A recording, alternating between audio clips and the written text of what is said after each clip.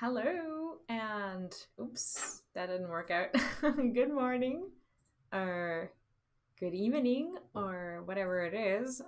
Give me a second. For some reason, my camera has decided to disobey today, so we're gonna fix that.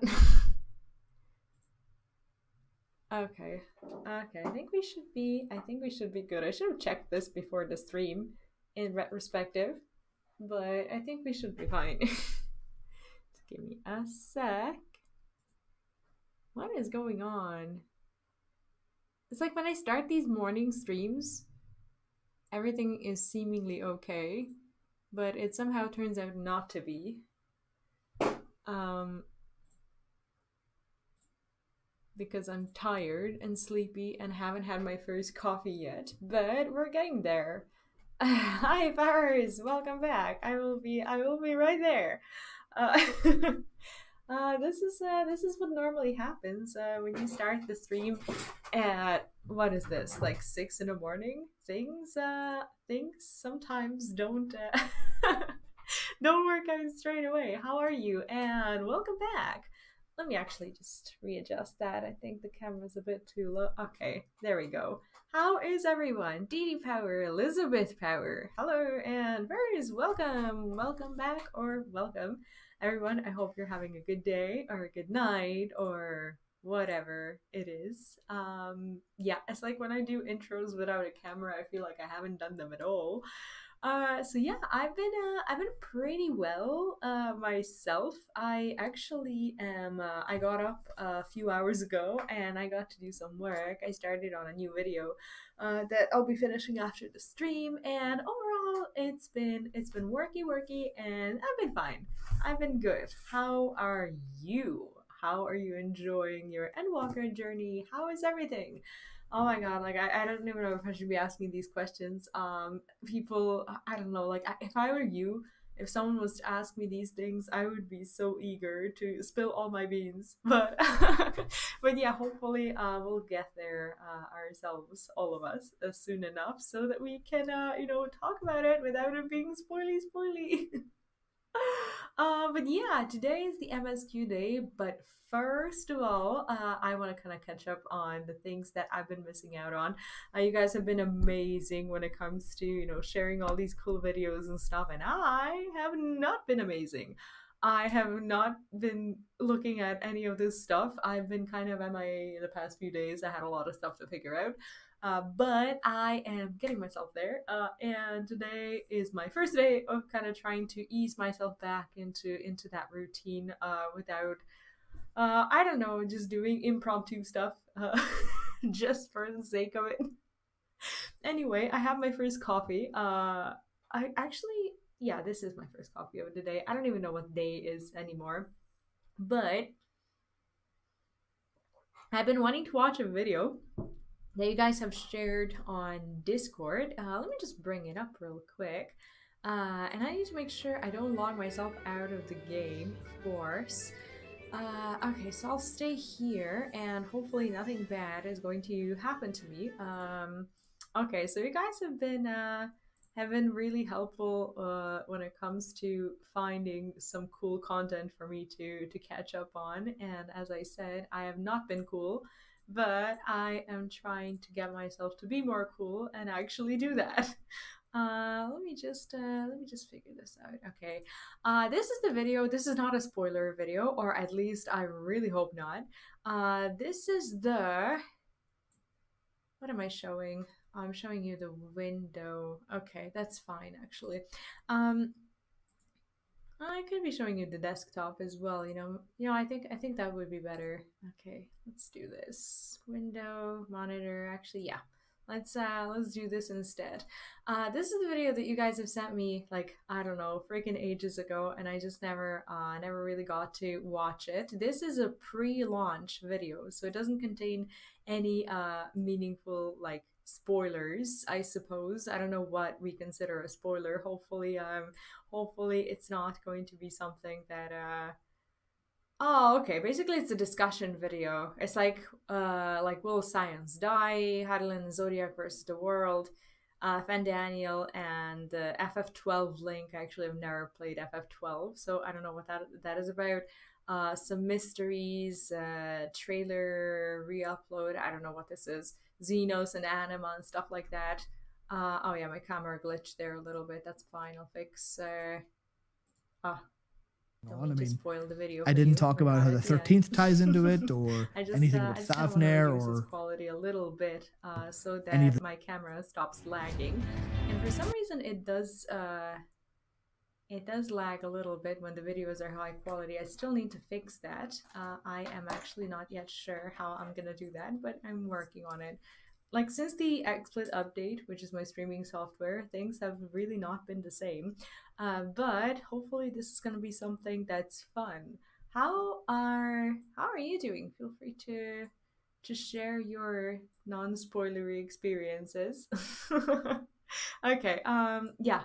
So basically, this is the Belarus video, the Endwalker lore you need to hear, and I think it would be a good idea to listen to it before I finish the Endwalker MSQ, so that I could at least understand the stuff that happens at the end of it. And if you finished already, there's nothing spoilery for you around here, and maybe it will help you understand the story a little bit better as well. So hopefully this is not going to be too loud. If it is, just let me know, and yeah, let's jump into it. We're almost there. While Michael is downstairs right now hammering through 5.4 and 5.5 to try and catch up, I've been deep in the lore lines, and I've come out with what I can only describe as a brain full of spiders, and I really need to share them with you. So let's talk about what's coming in Endwalker. Actually, I'm just really happy to see him do these videos as well, because he's so insightful when they do these like podcasts and stuff. I really love his bits of information, and I'm just so happy that he's getting his spotlight under the camera as well. It's so cool. Brother, what might be coming? First of all, because I think it's the most important to most of us, what is going to happen to the Scions? Well, Ishikawa really at the knows. FanFest said something along the lines of, "This is the curtain call, where we get to see important characters again, and she hopes we can fill our hearts with love as we say goodbye." Yoshi P, in an interview, said that they don't necessarily feel like they need to kill off a character, but we will face difficulties, and instead, we should be focused on ourselves and our companions, combining our power and our energy to face the end that's coming. Like, I've gone through bits and pieces of Endwalker, and I'm already so in love with everyone. Like, if something happens to them, I'm just gonna die. Like, what? Now, personally, based on this, I don't think we have anything to fear regarding death. The writers aren't out to scar us. They're not out to destroy us. They're trying to tell us a great story. Are you sure? And at this point, I think losing one of our dear friends would be too distracting. It would be too overwhelming. I don't think we could focus on a good story if we were that sad. I doubt it. Don't get me wrong. Character death has a strong part to play in storytelling, but there's just so much more potential in keeping great characters alive. You know, we can continue having experiences with them that way, and that means so much more than like a cheap death or even a pretty okay death. That said, there is one comparison to bring up. The twins from Final Fantasy IV, Palom and Porom, are these goofy sorcerer types. The brother is talented but arrogant, and his sister takes him down a notch every single time he acts out. They clearly inspired our favorite idiot genius and hard-headed brat with a heart, but that actually spells bad news. So at a crucial moment in FF4, the twins sacrifice themselves to ensure the safety of the rest of the party. Oh, they aren't dead now, but they're gone. More or less until like the last couple of minutes of the game. Oh, that makes me so afraid. In the launch trailer, Alphino said, "After all, tomorrow is never promised." That sounds to everyone like a death flag, but let's be honest, it wouldn't be the first time Alfie's been just a little bit melodramatic.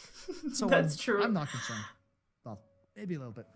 The last bit of pertinent info is a tidbit from Thancred's Japanese voice actor. Apparently, on a live stream, he said that when he was working on his VO for Endwalker, he thought, "It seems I'll have one less job."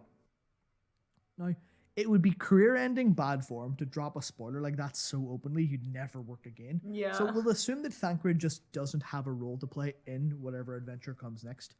And with this as context, I think Ishikawa's goodbye might just be, well, either us seeing the souls of the departed one last time, or maybe we're simply saying goodbye as each of us embark on a new adventure. After all, that gives me FF14 is an MMO, goosebumps. and every MMO player has felt this at some point. You know, your party changes as time moves on. Old friends take up different roles. We find new party members to join us in exchange.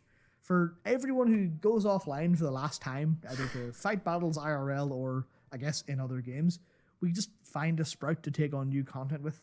And I think that's one of the richness of MMOs. So I don't think we have to worry, at least not that much. But to be honest, thinking that way makes We're all MMOs feel worrying. really special. But Well, anyway, let's the move on. ones us who haven't finished the MSQ yet. Like I'm super worried at this point, and I know I probably shouldn't be looking at this right now because it's gonna stress me out. But I still kind of want to. Finished. That expanse contract. Eon become instant. Our nature as warriors of light is to make friends and allies. He's so badass. I think that theme is what makes FF14 feel so special as an MMO, especially now that it's literally woven into the narrative through Azim. But even before that, it kind of underpins the entire Hydaelyn and Zodiark arc so far. Everywhere we go, we use the power of the Echo, which is basically the power of, understanding, to help people, and then in turn receive their help when we need it. Instead of relying on a greater power like Hydaelyn or Zodiark, we rely on our own and that of our I friends. like that plot. The I collective really versus do. God, in a way. In that vein, Azim was unique as an ancient. They were allied to neither Zodiark or Hydaelyn, and even in their last moments, they appear to have set off in search of the real solution to the final days, instead of panicking or relying on a solution that required sacrifice. I mean, they were always... Hi, Cupcake. Finally queue of 7 after 3 days. I can finally play. Oh, nice! Congratulations and good morning. Yeah, I'm super late with this video. You guys have posted it ages ago, and I figured I should watch it before continuing the MSQ because I want to know how well they guessed some things. always an outlier. They disregarded the entire idea of non-intervention to actually save people, even if they did pretend they were just doing it to save the Greats. Hi, Lunette. What's up? So how do we Welcome fit back. into this equation? That's the fun thing. We actually don't.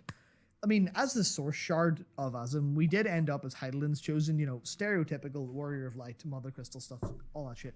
Oh, and by the way, you better not be driving. Just so you know. But another of Azim's shards was chosen, very loosely speaking, by Zodiark. So if you think about it from an Azim kind of standpoint, we are the warrior of light and of darkness. And then if you think about it, Hydaelyn's blessing of light has saved us against the Ascian threat at times, and it does keep us from being tempered, but generally speaking, our true power is, like I was saying earlier, is to use the Echo, to understand others, become their friends, and that's how we're strong. It's how we survived Elpis. We actually made friends with Emet-Selch at the end of the day.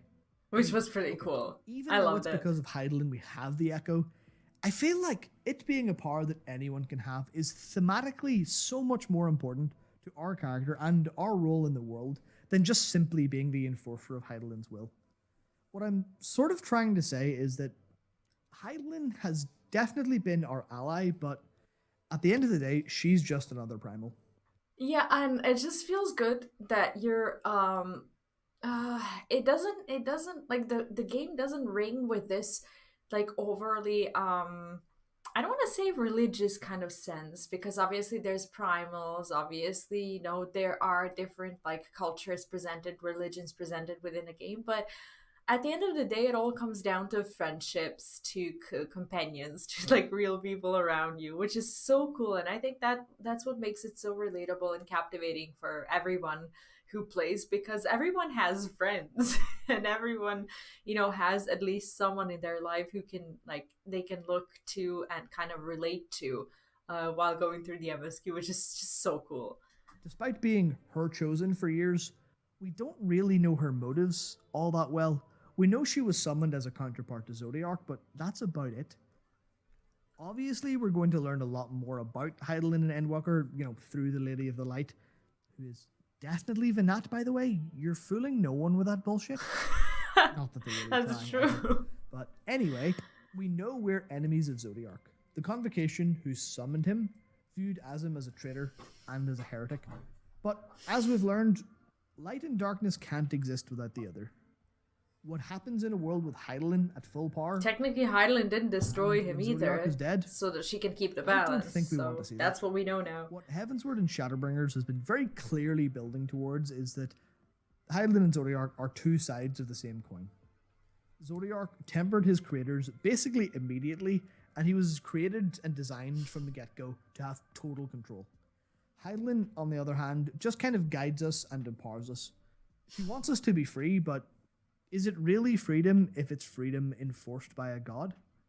They both use mortals as weapons and as enforcers of It's an their will, ethical, and weird kind of question that Asim's you the can't sort really who wants answer. nothing to do with that.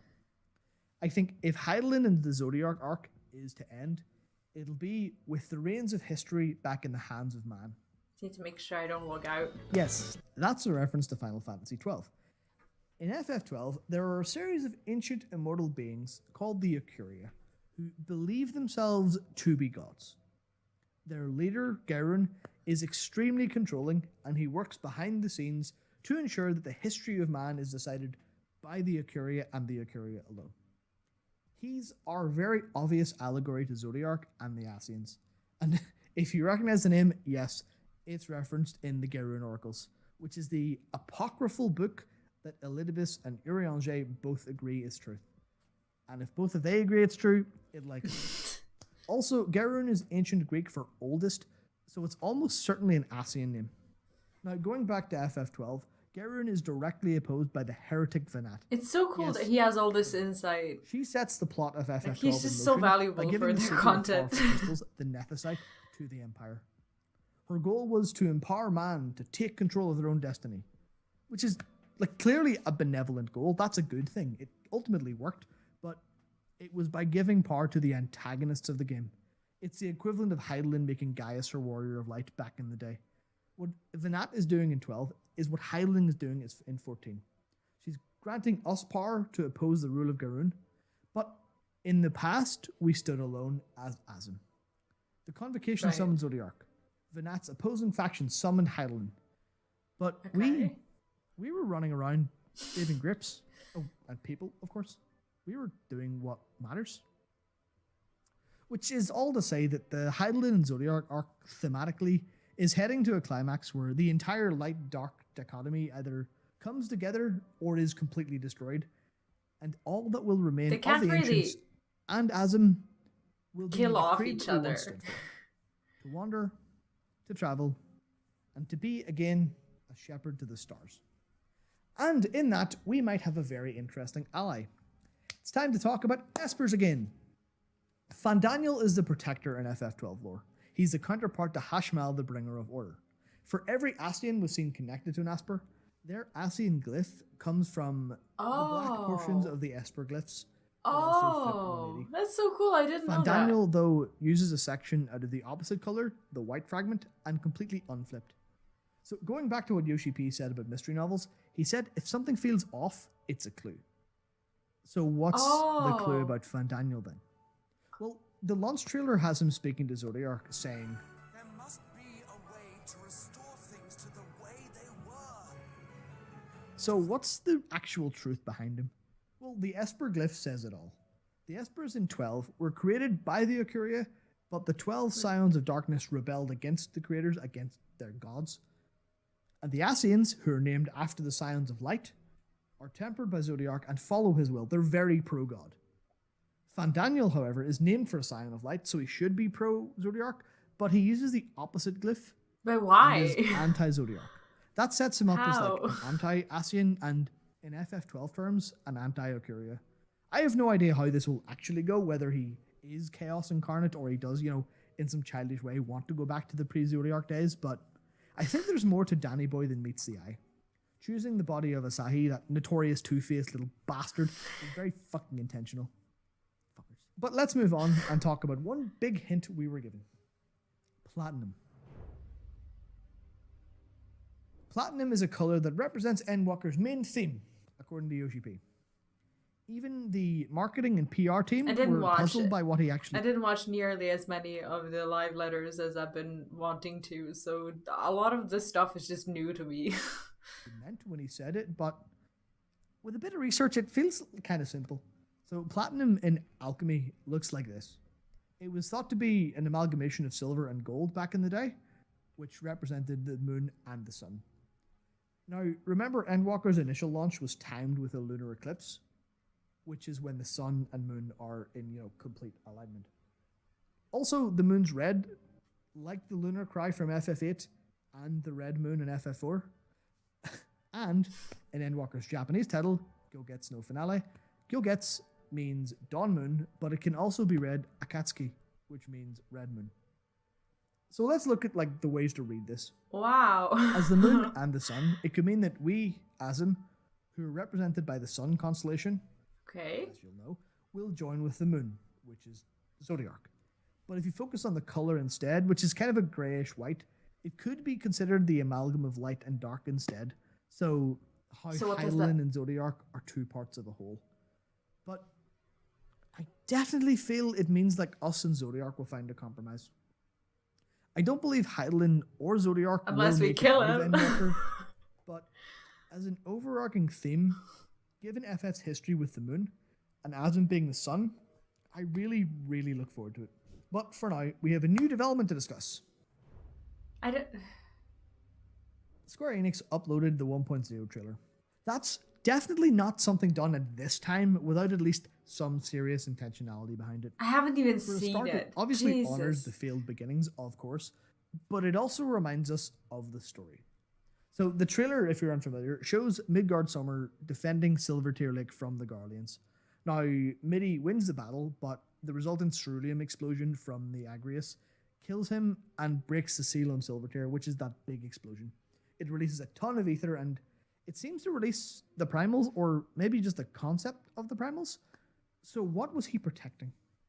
The answer is probably Hydaelyn, or something at least close to her. Well, yeah, they're kind of partners, aren't they? Of sexual defense.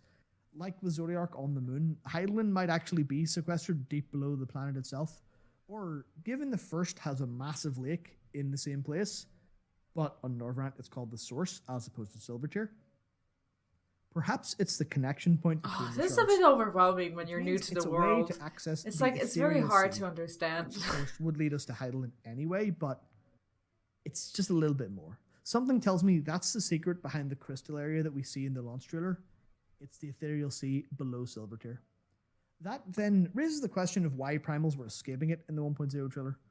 Maybe Hydaelyn was playing the careful mother role and keeping us safe by locking away all of those dangerous ideas. But it's also called Silvertear. We represent the gold part of Platinum, the sun constellation. The silver. So if we go to Silvertear, does that mean Platinum? It's also worth mentioning the original plans of 1.0 because they involved a presence under Silvertear. How deep goes the lore? Suggests that it will still be relevant because in 2018 he said he couldn't say more. The Guardians weren't beaten by Midgard Summer alone, but because a force down there was overwhelming. And that means it could quite obviously be the source of the sound, the bringer of the final days, being down there. Be that an enemy from afar like Chrono Trigger's Lavos, or maybe it's the very star itself, crying at the abuse of ether by the citizenry. The former, of course, would lead into Midgard Summer and Omega's origins, as well as the Dragon Star. And then the latter would inspire an old-fashioned exploration of other continents for a proper solution to a local problem. We've looked into the past for so long when we're playing the game. I think it's time we look ahead. And we are travelers after all. I love his videos. You should do a lot more. The last thing I want to bring up is the walking head and shoulders advert himself, Xenos. If you've played FF10, you know that anima is a creature born of a deeply tragic desire for power. I know now, none I of struggle this to come stuff. up with anything solid because Xenos and the Reaper story stuff is a big question mark overall, but I just want to get one possibility out there. Xenos' tragedy is revealed to us in full form early enough. We end up bonding with him as a villain like we did with Emmet, but he's already way beyond the pale. He goes way too far into Reaperdom, and whatever he does with the word turns him into anima. Or maybe he absorbs Vinat and we have no choice but Okay, to that absorb happened a bit Zodiark. differently, so... In other words, join Sun and Moon together to become Platinum. There's actually logic behind this, by the way. Xenos is obsessed with the hunt, and Venat's name comes from the Latin for hunt. That's one connection. But the other one is that Xenos is extremely like FF12's Vayne, who, at the end of the game, fused with Venat, the Ikuria, to become the final boss. Huh. At any rate, I've been going for a while, so I think I'll call it here. Endwalker is going to be clearly full of explosive revelations, but I hope I provided enough food for thought today. Now, this was pretty clearly cool only a very to small hear fraction before of the what's going MSQ. on. I mean, I didn't talk about how the 13th ties into it, or anything about Thavnair, or any of the secrets at radz-at-han or under Labyrinthos. So maybe I'll get to talk some more about them on Thursday stream before the game goes I live. love how their team has grown so much. Anyway, thank you very much for watching, and I'll see you very, very soon. Wow. That was a good video. It was a lot of stuff. Like some stuff we already know, like whether it was like a good guess or a bad guess or whatever. A lot of bad guess, but just different guess, I guess. I can't really call any guesses bad guesses since I don't have my own. But it was a bit overwhelming, like to watch it as someone who has no knowledge of these things whatsoever. But at the same time, it was useful because some things aren't clear to someone who's new to the world, like straight away. So yeah, I'm pretty happy that you guys shared that video. Thank you for that. And let's see what else there is for me to do before we embark. Okay, what is this? Am I gonna sell you? Am I gonna keep you? We're gonna find out. Oh, I never get anything cool. Like, can I just start getting cool stuff, please? Okay, I think we're about to go soon. What am I doing? Where's my keyboard? Okay. Okay, let's see what this looks like. Like, I will sometimes keep stuff if they are, glam worthy, but these are just not. Oh man, I should have equipped my retainer. I forgot about that. It's like they're leveling, but I haven't really been leveling, their gear as well. So I think at the end, like, I'm just planning to probably just speed level my crafters, and I'll probably craft something for them, or I'll equip them the gear from like the dungeons and stuff. That's at least the idea. Let's fix the gear and we should be good. Who's there even? Okay. So, how have you been? How is everyone? I hope you're having a good day. Hopefully I think we're about to start soon. I actually am not sure. But we'll see. I just need to fix my gear, maybe. I don't know what I've been doing. I don't remember. I haven't really been playing the game all that much. Well, as much as I'd like to. I've been working hard on some videos, some highlights from the MSQ and whatnot, and one of the videos I actually started before the stream, and it is in the... Oh, I don't have anything? Oh, I fixed it after leveling. Kurt, hi and welcome! How long you been playing FF14? I think I started in May this year, but I've been going very, very slowly. My whole journey pretty much has been MSQ up until, what was it, chat? Was it the end of September, beginning of October or something like that? And since then, I've been, slowly leveling other jobs, just jumping into some, some side content. I'm kind of a lore geek, so I like doing these side thingies to just kind of learn more about the world. And yeah, also welcome to the chat. How long have you been playing FF? It's like usually when people ask me that, I expect the answer is like 5 years or more. But yeah, let me see if we're gonna okay, I'm not sure actually what's happening with Luneth. I think he'll be joining us soon-ish. I'm gonna get on Discord because I haven't really been on Discord almost at all. I think I went like MIA for a little bit there for a few days, but I'm pretty ready to come back. Oh, you started this year. Oh, okay. Are you playing Endwalker currently, or are you still going through the other MSQs, or Okay, 5. Okay, give me a second.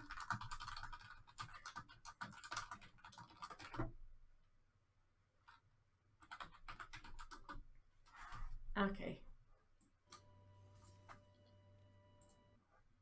So how have you been enjoying Final Fantasy?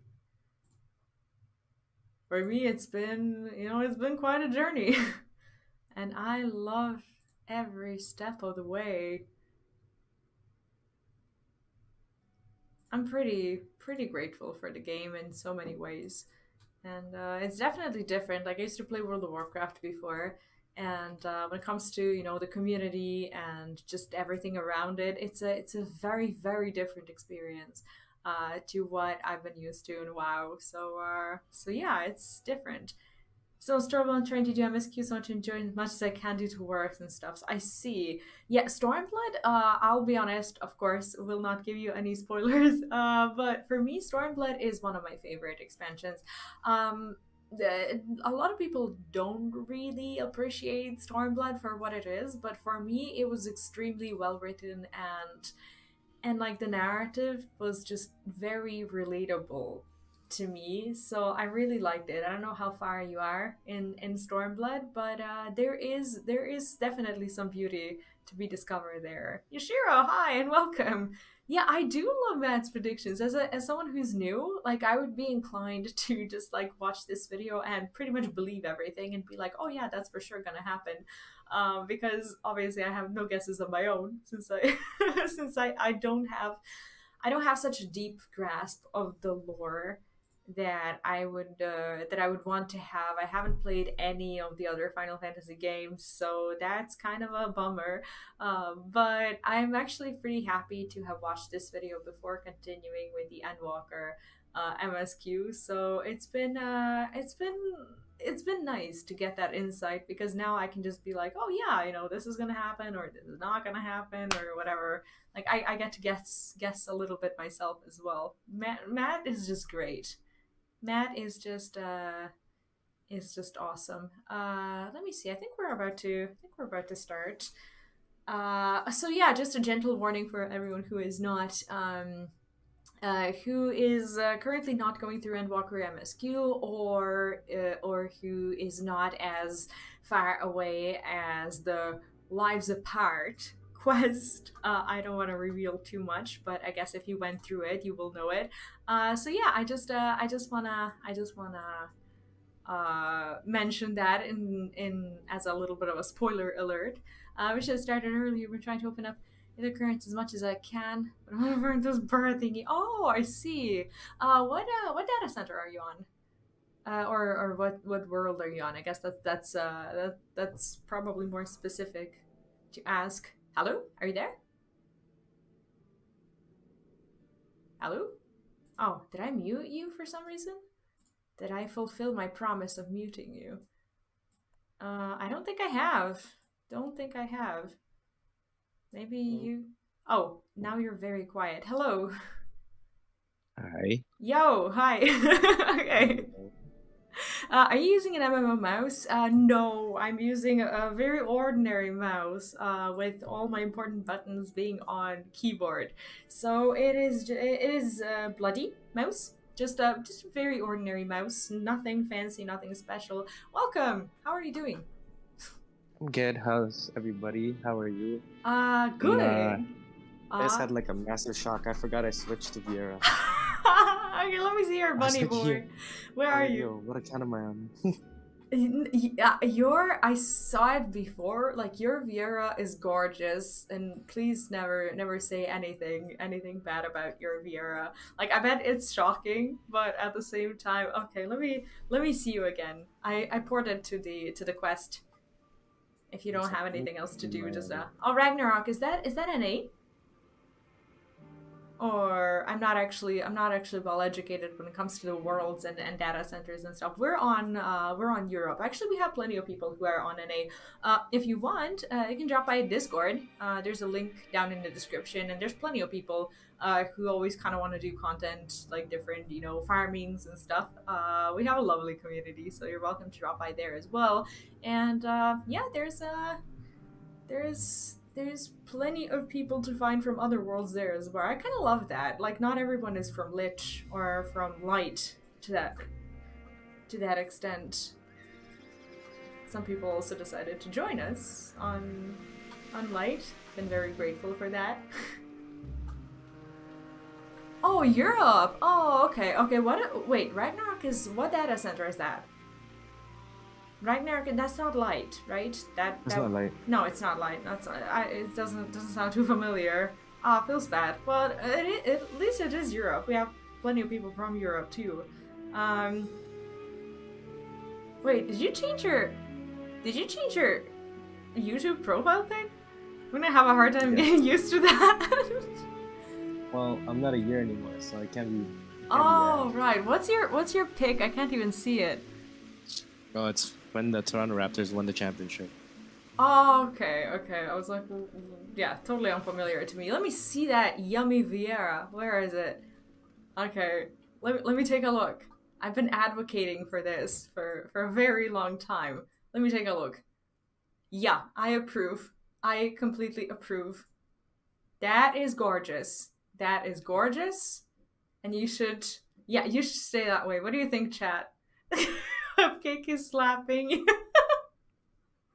No, no, no. Leave the bunny boy alone.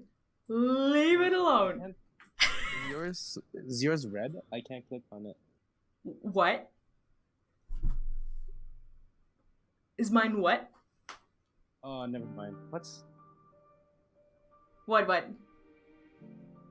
We need to talk to him while we are accompanied by that bunny. Wait, are we on the same? We are not on the same quest. Oh, you need to turn in your quest, and I will meet you where the quest ends. You had to go last time, so I finished the quest, and I will wait for you wherever it is that you come. Just come over. Yeah, just finish your own quest, and I'll be here. Yeah, Aether Currents, that was, for me, that was kind of a bummer that I had to dedicate like whole evenings to just kind of like sit there and discover Aether Currents all night long while my friends were, you know, doing raids and leveling or something like that. You're more than welcome to drop by Discord. There's you can find a link. I think it's in the description. I think it should be. So yeah, you're welcome to pop in there. And I don't know if we have anyone from Dark. Do we have anyone from Dark in the community? I don't know, but you're like, we have like a lot of these like sub-channels, like events and whatever, so you can always ask and see if anyone's around to do stuff. So yeah, good times. I think you should be here pretty much straight away because I just finished that quest and turned it in here, and now we're about to talk to Hermes.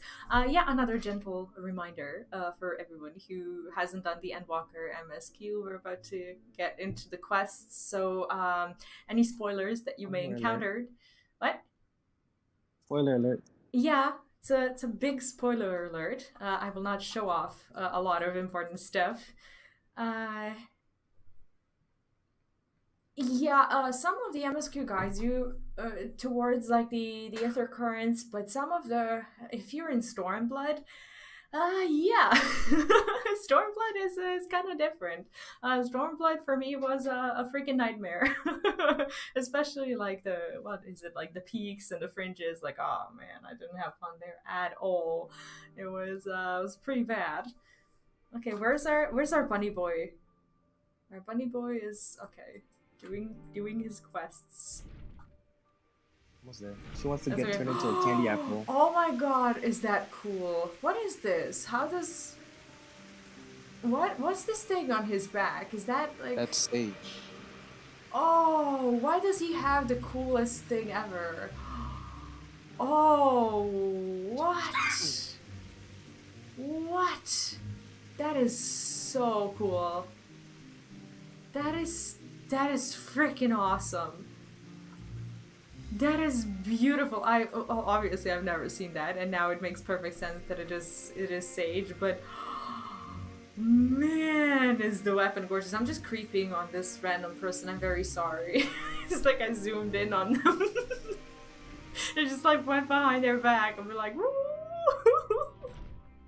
Sorry, person. I didn't mean to snoop. Alright, kinda wanna dismiss my pet.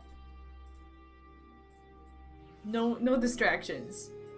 When you finish the quest and you're about to talk to Hermes, just let me know. Okay, I'm talking about it right Okay. Can I? Oh, you're in, okay. You're in a cutscene. No worries. No worries. No now. She wants worries. to get turned into a candy apple. Oh right, yeah. That's the quest. I almost forgot what it was. Oh, I can't wait to continue working on today's video. I'm so excited for it.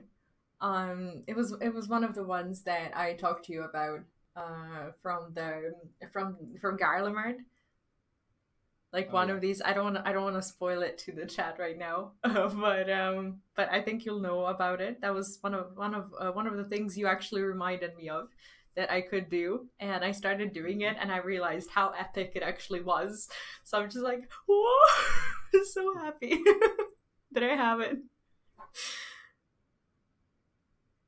Oh, don't worry, no worries. Feel free to write in the chat as much as you want. And Red Mage is so fun. I'm actually currently leveling Red Mage myself, and I have been having a blast.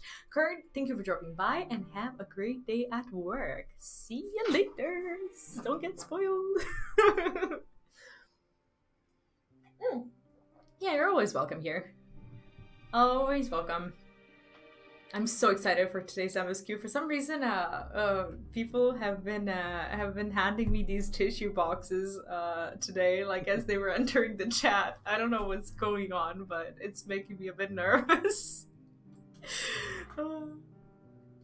You're not done. You have your movie Almost, song. sorry. That's okay. That's okay. We'll wait. We'll wait for our bunny boy. Oh wait, let me take a look again. Am I being creepy? A little bit. Oh, come on. Okay, I will never look at you again. Ever. Okay, now I feel like I invaded your boy's privacy. Okay, I will not do that anymore then. What? Ready? Yeah. Composure regain. Hermes is ready to return to his duties. If everyone is ready, there are a few curations I need to check on. First, we shall return to the spot where we found our way. You are Dambistoma. Have care when you step outside a hub, for there may be more unruly creatures about. Yeah, let's go. It's like your bunny boy has a bit more of like broad shoulders than your human. So your glam piece looks a bit different on it, I think. Yeah. But that's okay. It doesn't look bad. It just looks different. Sorry, I wasn't expecting him to be this short. I think you're not short. You're still taller than me, so. I mean, what does that have to do with anything anyway? No. Okay, we should talk to those first, I think. Oh, I'm so excited for today. Oh, so beautiful. Petaluda. I hope they make what? You think we can get to that dungeon? Well, we have 15 quests to do. If you're not tired, then we can. If you are, then sucks for you. I'm off tomorrow, so I don't mind. Yeah, we can do it tonight as well. Are you gonna be around tonight? I'll start at like 9 p.m. That's like 3 afternoon your time. Do you have a day off? Yep, I'm off. Woohoo! Awesome. Then we'll do that. So beautiful, Petaluda. I hope they make it into the world. Oh man, he's gorgeous. I keep saying that. Ah, yes, the Ianthine Petaluda, one of the newest species of the ever-popular butterfly. You're still bothered about your robe. Don't be. The few specimens we repurposed won't be missed. Oh, I'm not wearing my robe anymore. That's okay. Me neither. That's fine. Really. Oh, Vim and Vigor now. When we were discussing denomination, he was melancholy incarnate. I don't know. If I say I like Emmett's hair when it was like When he was a something- teenager or whatever it is. Like, I think it's not a teenager. He's like a college boy here, right? That's kind of the attitude that I'm getting. Like, what's the bad guy's name from Kingdom Hearts? I Got his name. I have no clue. Alright.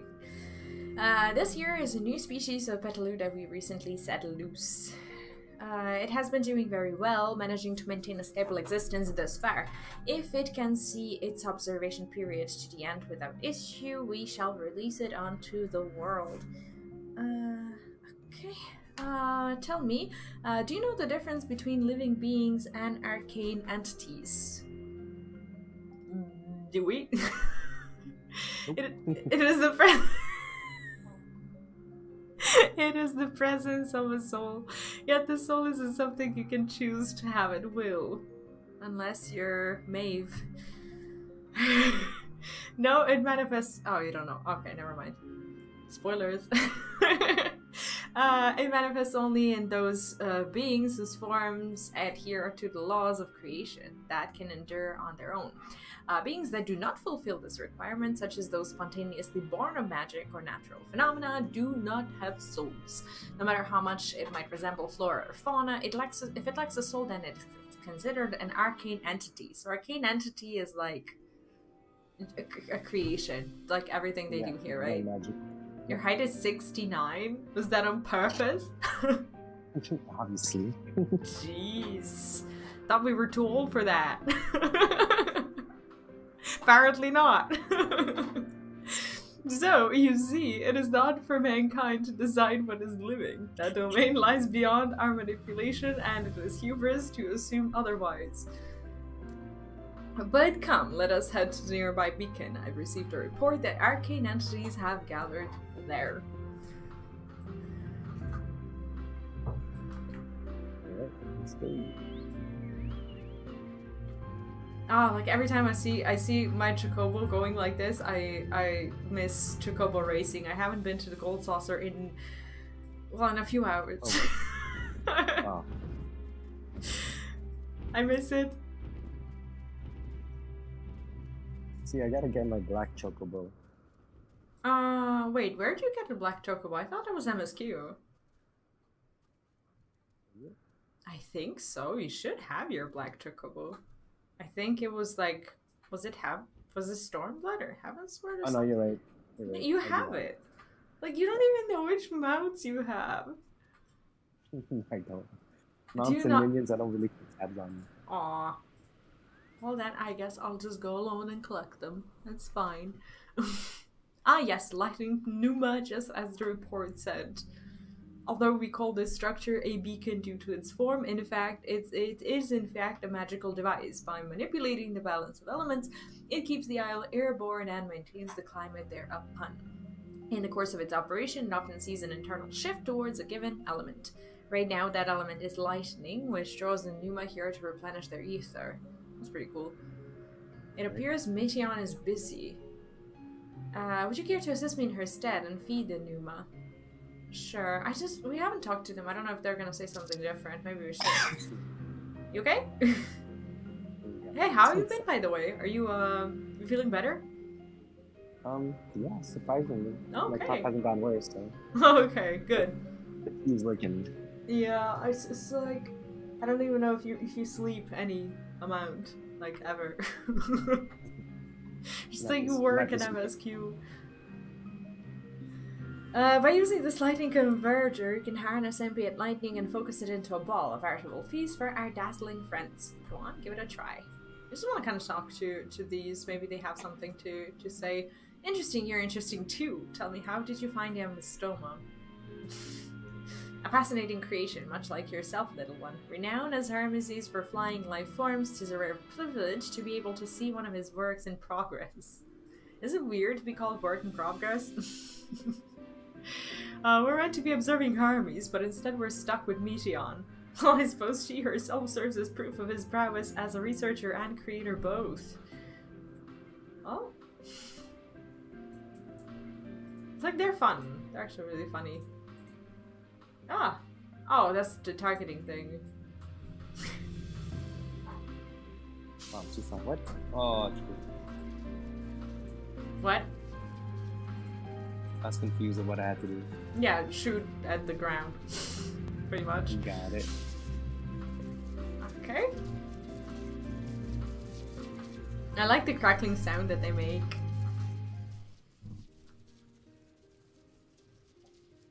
What did I miss? Oh, Okay. this. Oops. Yep. Perfectly done, V. Look. Aww. Aww. See how they gather to feed, how they express themselves through their actions despite their lack of words. Speech is not the sole defining characteristic of a thinking, feeling creature, nor is silence an indication they do not possess these qualities. Be it a soulless arcane entity such as the Pneuma or an ephemeral lifeform such as a Petaluda, all seek to perpetuate their existence, to survive. So is this quest teaching us that it doesn't matter if we have a soul? Is Meteo an arcane entity or a living being? I'm kind of leaning towards... I mean, she's an arcane entity. She was created, but she also feels like she has a soul, right? What would you say she is? Well, right now she's a living being. She just doesn't eat.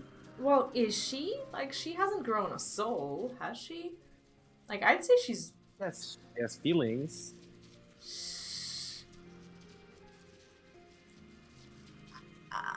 Maybe. I don't know. Okay, Oh, let's go with she the exists living like she has being. feelings. I can't really call her a doll or something. Like, I have to... Okay, let's play nice. I don't often do that, but... A good question. I can answer it from a theoretical standpoint, but it ultimately falls to the Bureau of the Architect to pass judgment. I love her feet so much. Those with exceptional vision, such as Hydaelyn, may be able to ascertain her true nature. But to me, it doesn't matter. She is herself, and that is all I need to know. Aww. Even Emmett's heart is melting. Oh, you're finished already. I'm sorry, I was in the way. What? Not to worry, my dear. They missed nothing of note, and we still have plenty of work for them to observe. Next, we will head east to the Morning Dew. I need to speak with some observers there.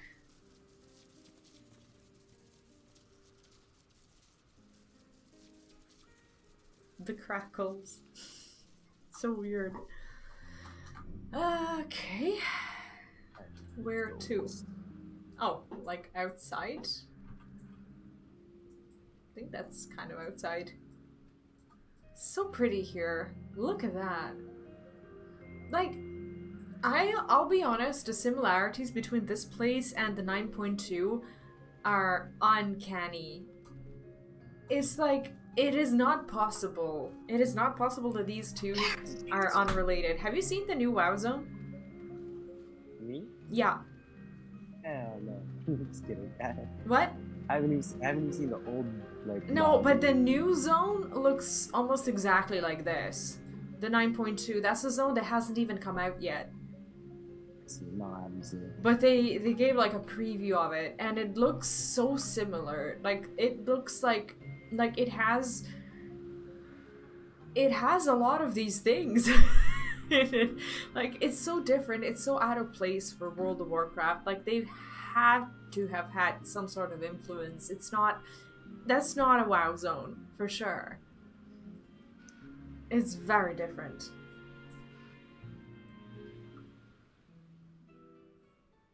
And I firmly believe that. It can't be a coincidence. This is not suddenly in fashion to make. It's just... Amazing, is it not?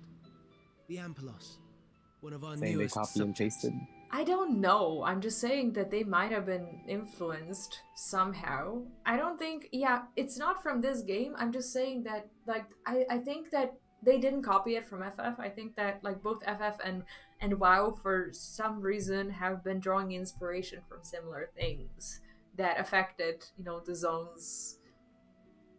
And yeah, exactly. But I'm not gonna go ahead and spread conspiracy theories about what could have happened. I'm just saying that even though people have found out about this zone a week ago, this zone has been there for a while, you know? Like, I'm just saying that the inspiration source seems very similar, and I don't know the reason for that. I'm just saying it looks weird to me. Amazing, it's not. The apple is one of our newest subjects. So, how are we coming along? Like, I talk so much that I forget the cutscene is voiced when I'm when I stand mid-quest. Oh, the music here is gorgeous.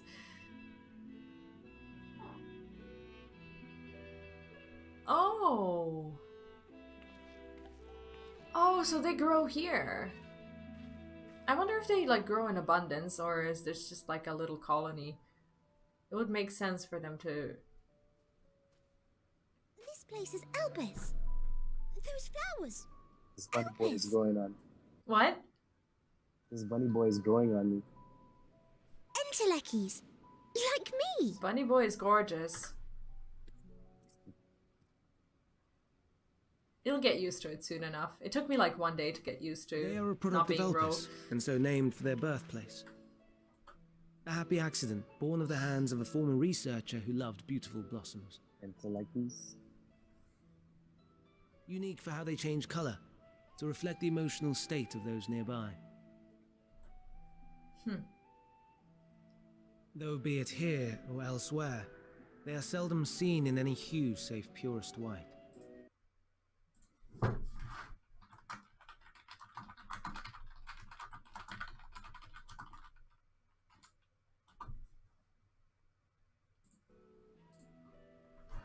Reflect the emotional state, you say?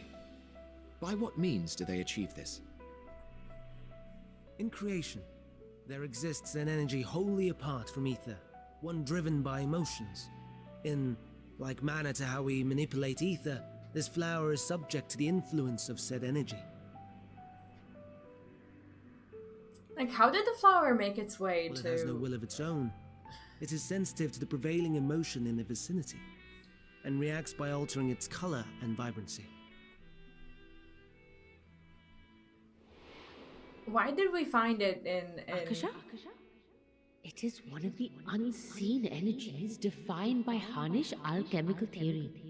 Though a gross oversimplification, some describe it as an essence influenced by feeling. Like, she had a good hunch. Hi, Mello, welcome back.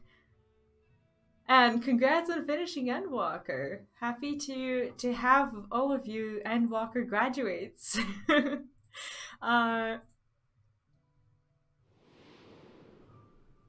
From what you've told me, things are about to get really good, so... Akasha. Though I'm not familiar with the term, your description suggests it is the self-same energy.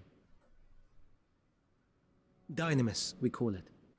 Oh, so basically it just had a different name in the past, but it was that same thing. How cool. And those entities like the Elpis flower that have the ability to interact with this energy, converting emotions into tangible phenomena, are Entelekis. Oh, okay, that's an Enteleki. It sounds like it's... me! That's me! An Enteleki! It sounds like it's somehow derived from intellect. Which would kind of make sense, but... That you are, my dear. And no ordinary one at that. But the first, possessed of free will. I see. That's a good description of it. Yeah. Wait. A form of energy other than ether?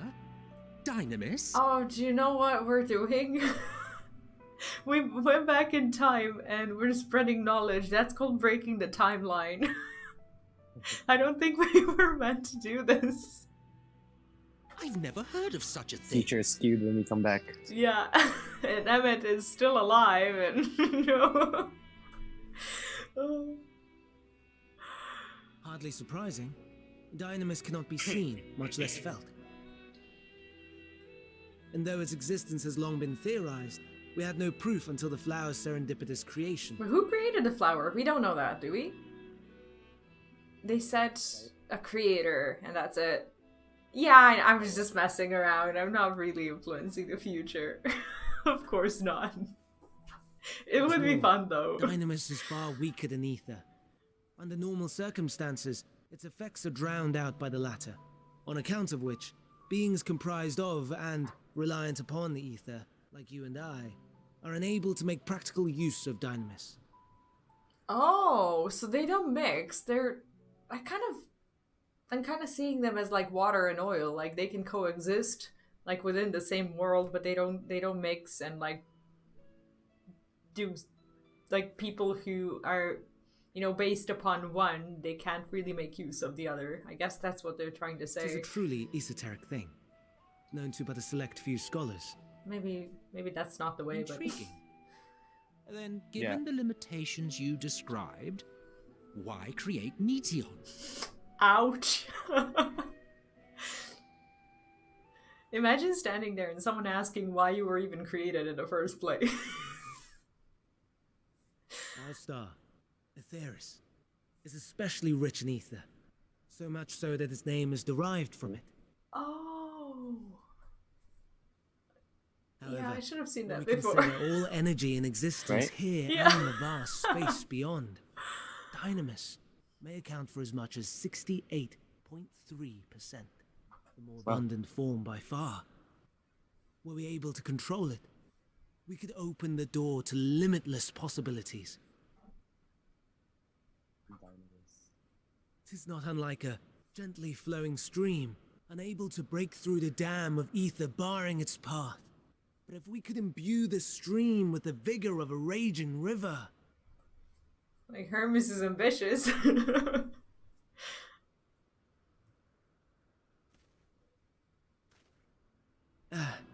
Not that I have such grand ambitions. Not at all. Nay, I merely wish to create a being that could traverse the great expanse. Wow, and he actually made it.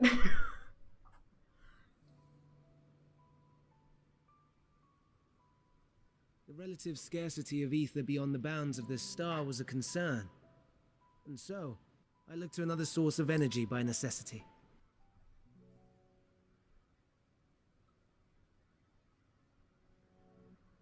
That being dynamis. No wonder her ether is so thin. Is that against the law? Can you do that? Can you, like, take other matters, like, unfamiliar to others and just, like, just, like, create new things? Like, do they even have a law about that? Precisely. This kind of... Create what they want. Yours is thin too, They can create what they want. like an Enteleki. Yeah, but like he's the Like first me. one who basically just like took another form of energy and was like, yeah, let's make something. I'm sure this would pass the law. Okay. We'll see. So, She's not been judged yet. are we the same? Aww. Entelekis. Oh man, she's adorable. She's just so cute.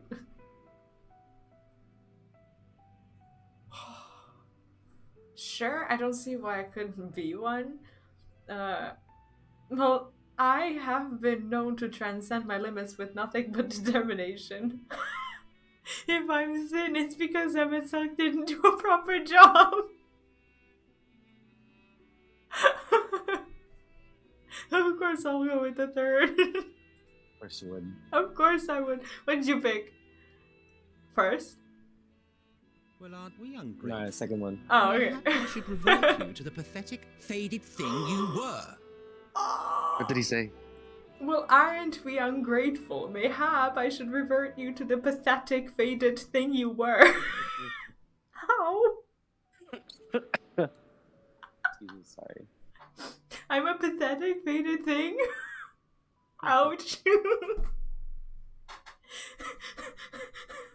A deficit of ether alone does not an Enteleki make.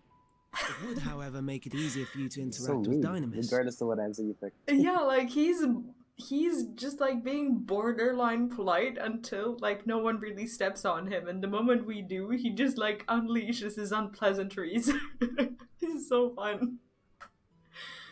And limited though its influence may be, this quality could prove the difference between victory and defeat. You do well not to underestimate it. I wanna know. What? I Wait. wanna know like how many times have we like harnessed dynamis in the previous expansions? Without knowing about it, yeah. Yeah.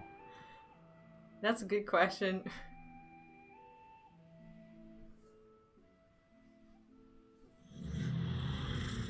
Oh god. He's adorable. I'd forgotten about the poor fella. You must excuse me a moment while I go and verify a few more things. Is that how they were first created? That's so cool. I think so. So we're basically seeing the first specimen ever. Oh man. I just got myself laying down. I should not. No! Do not! Do not do that. Do not do that. Get yourself like a drink or food or something. Like at this point, like I don't even care that you spent like 12 hours working. We are doing this today. 14 actually. What? 14 actually. Okay. Well, okay, now I care slightly more, but still. Yeah. We no, are we're good. doing this. I'm off tomorrow. Do not lay down. No. Never before have I heard of dynamis of Emet-Selch. I can only assume the Elpis flower was submitted to the bureau before I joined. That it? Guess that's it. Okay. Emet-Selch appears to be deep in thought. Not that I or anyone else would be able to make use of it even if we knew. But it irks me to discover that there's an entirely different form of energy, and no one told me. That personal annoyance aside, Hermes' knowledge is undeniably impressive. Given that there are none among the 14 who specialize in the Celestial, he would be a welcome addition. Assuming he can be persuaded to join, that is. I still can't understand his hesitation. Why did you... Oh, what do I want to ask? I want to ask both. I'm just gonna ask him what he does.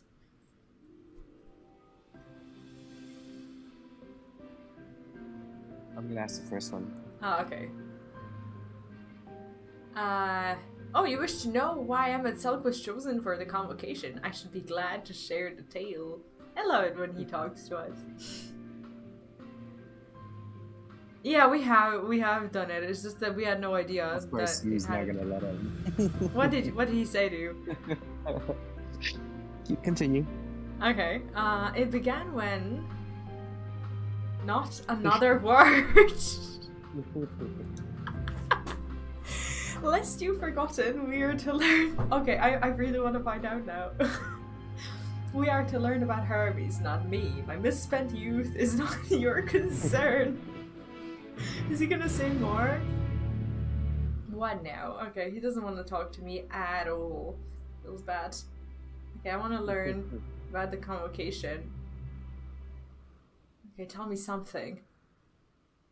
If you would accompany us, I suppose I should at least show you that much. The convocation of 14 is a governing body that determines myriad policies. Our goal is to ensure that all is right in creation, that our star may know a brighter future. As the name suggests, the council is comprised of 14 offices, each of which is held by an individual chosen for their surpassing abilities. What was our ability? Do we know? We don't know, right? It'd be cool if we discovered, like, Azim's ability. What? Like, if the story did tell us, I can't recall at the moment. I can't recall. Depending on the office, one is required to either be an authority in a certain field or possess skills that will facilitate the performance of their stipulated duties. The former category includes Mitron, specialist in aquatic life, Logriff, specialist in terrestrial life and husbandry. Do you recall those names? Yeah. Yeah, they were mentioned like in Shadowbringers, right? Like when we collected crystals. Is that when they discovered the names, or was it a different cutscene? No, man. What? Eden. No, what was it? What was it like when we were collecting those crystals? The names weren't there? Well, yes, but they're also in Eden. Oh, right. Okay. Yeah, you're right. You're right. I was thinking about that last cutscene, like when we were walking around the Tempest and collecting those soul crystals. I just don't remember if I saw the names there. Or maybe it was Eden and I just kind of, imprinted the memory there. Hallerwood, specialist in fungal and plant life. Emeraloith, specialist in medicine and healing. And La Habrea, specialist in creation magics, who has brought forth phantom beings of the highest complexity. It's like the master of the dark arts, pretty much. As for the latter category, there's Altima, advocate of the arts, Igeroim, champion of enlightenment and rhetoric, Pashatot, preserver of discipline and order, Emet-Selch, keeper of the ethereal realm or underworld in vernacular. Oh, Fandaniel, pursuer of extant phenomena, and Azim, traveler of the world and counselor to the people. I almost read that as conqueror. Oh, okay, so this is where we find out. That's pretty cool. Traveler of the world and counselor to the people. I like that. That's our job now. Well, not now. That was our job. What, should I be revealing such details to you? Don't be silly. Even children know this much, and you would do well to remember it all. I'll tell you the tale when we're away from sensitive ears. Ooh. I'll remember that. Okay. It's like when you select Nevermind at Emmet, he says, then why did you bother me? Honestly, I'm beginning to think you were created for the sole purpose of trying my patience. Savage. It is savage. And like you are no, we're friends in thinness. I'll take that as a compliment. I'll try to. My apologies for the wait. I have inspected the Ampelus to my satisfaction. All is well with the creature, and I dare say it won't be long ere it is released onto the world. Another creation, however, reportedly isn't faring so well. The Carbis? That's is what we shall tend to next. If you would follow me, my friends, we shall return to the main isle and head north. 1 second. Sure.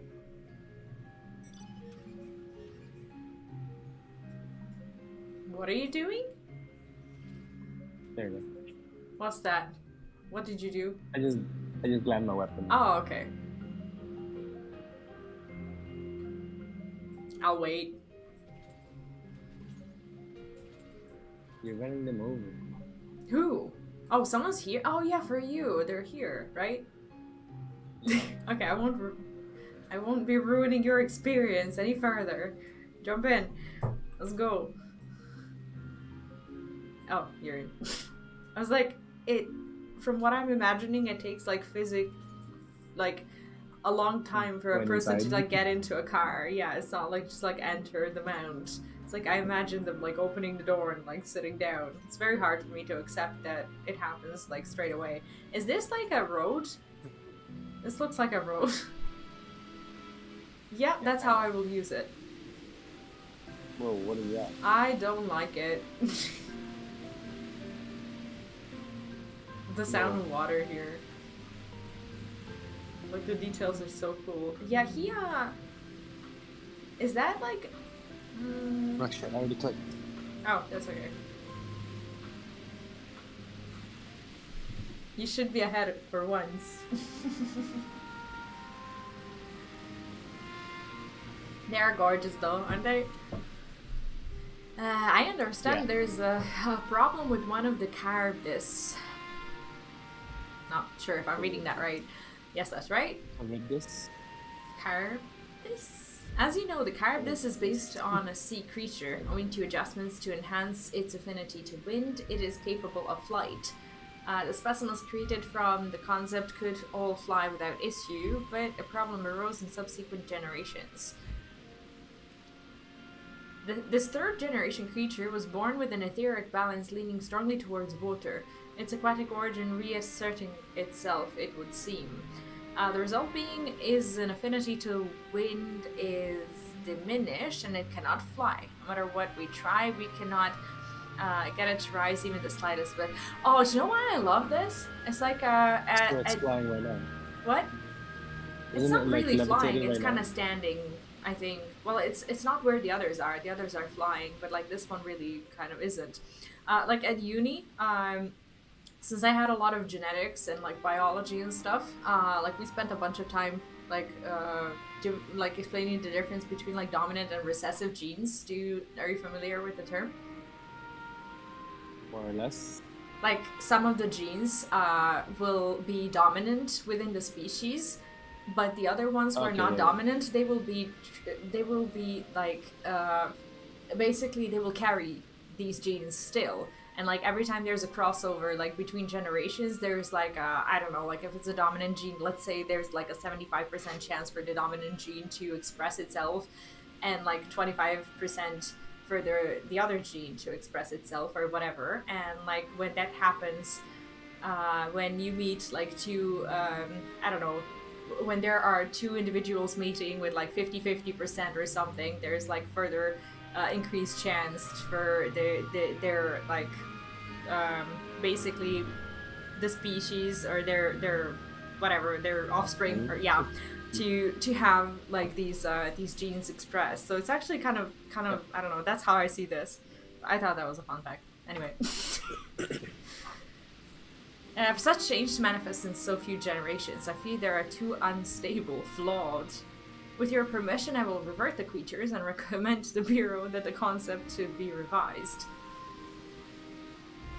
I think they're kind of cool. But it's a theory of balance leaning towards water. The carapace would indeed struggle to manipulate wind. Yet, it is too early to conclude that it cannot fly. Having failed at first, it may simply have developed a fear. Aww. I shall transform and fly with it, helping it to manipulate wind until it fits its wings. Wait, he can transform into it? What? How does that work? What? You needn't go to such lengths. Yeah, you do. I want to see that. You don't know? But of course not. Wait, they can be anything? Transformation is an art in which one manipulates a vast quantity of ether to construct another body around oneself. Cool. In practice, this allows one to assume any conceivable form and thereby transcend the limits of one's flesh. Yet convenient though it may be, transforming in the presence of others is considered vainglorious. What's vainglorious? Vainglorious? Yes. No idea. Okay. Wow, I need to find myself another native. This is not working. Wow. As a uncouth, and unseemly as running about ropeless. Shameful. Am I to understand you make a habit? Like overly vain, basically. Vain. Excessively proud of oneself or one's achievements. Like did you look that up? Yes. Okay. I can like grasp the concept. I just couldn't put the exact definition. Oh, okay. Did you take the thread seriously about me benching you? I'm messing around. Oral benching. What? Vocabulary. Yeah, like benching the native who can't answer my questions. Shut up. Might you understand you make a habit of this? Nothing of the sort. It's just when transformed I can wield the wind and fly. It may seem excessive, but what is our shame next to the lives of these creatures? They deserve a chance and we owe it to them to do all in our power. I just want to see it. I really do. Be that as it may.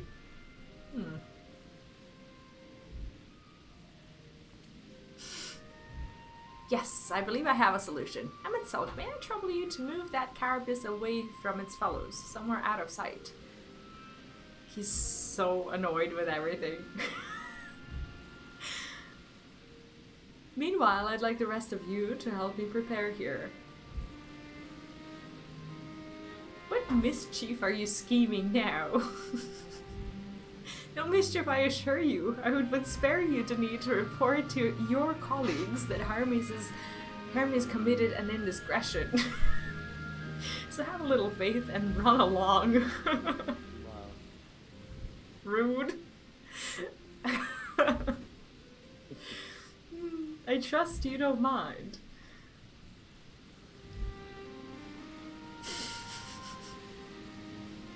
what is going on here? I just want to see someone become that.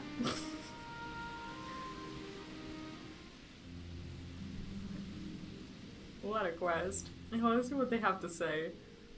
Hydaelyn is a man of ideas. I wonder what he has thought of this time. Troubled observer. Such bother when we could simply begin anew, but I shall defer to the chief overseer. We must help the carpets to fly, or else they will all die. That it? That's it. Emet-Selch is out of sight. Good, let's speak of the plan. Hi Walt, welcome back! This only reconfirmed Emmet as my favorite FF14 character.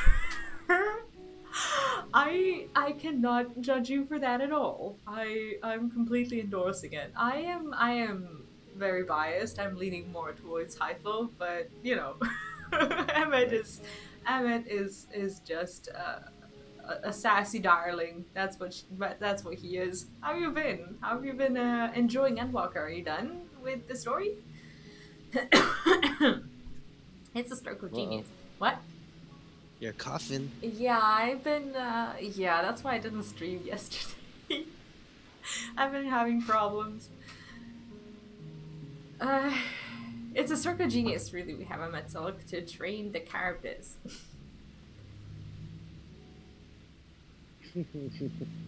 Aside from being able to fly untransformed, he can readily see ether currents, and with his adept spellcraft, he can also employ suitable wind magics to guide the creature along.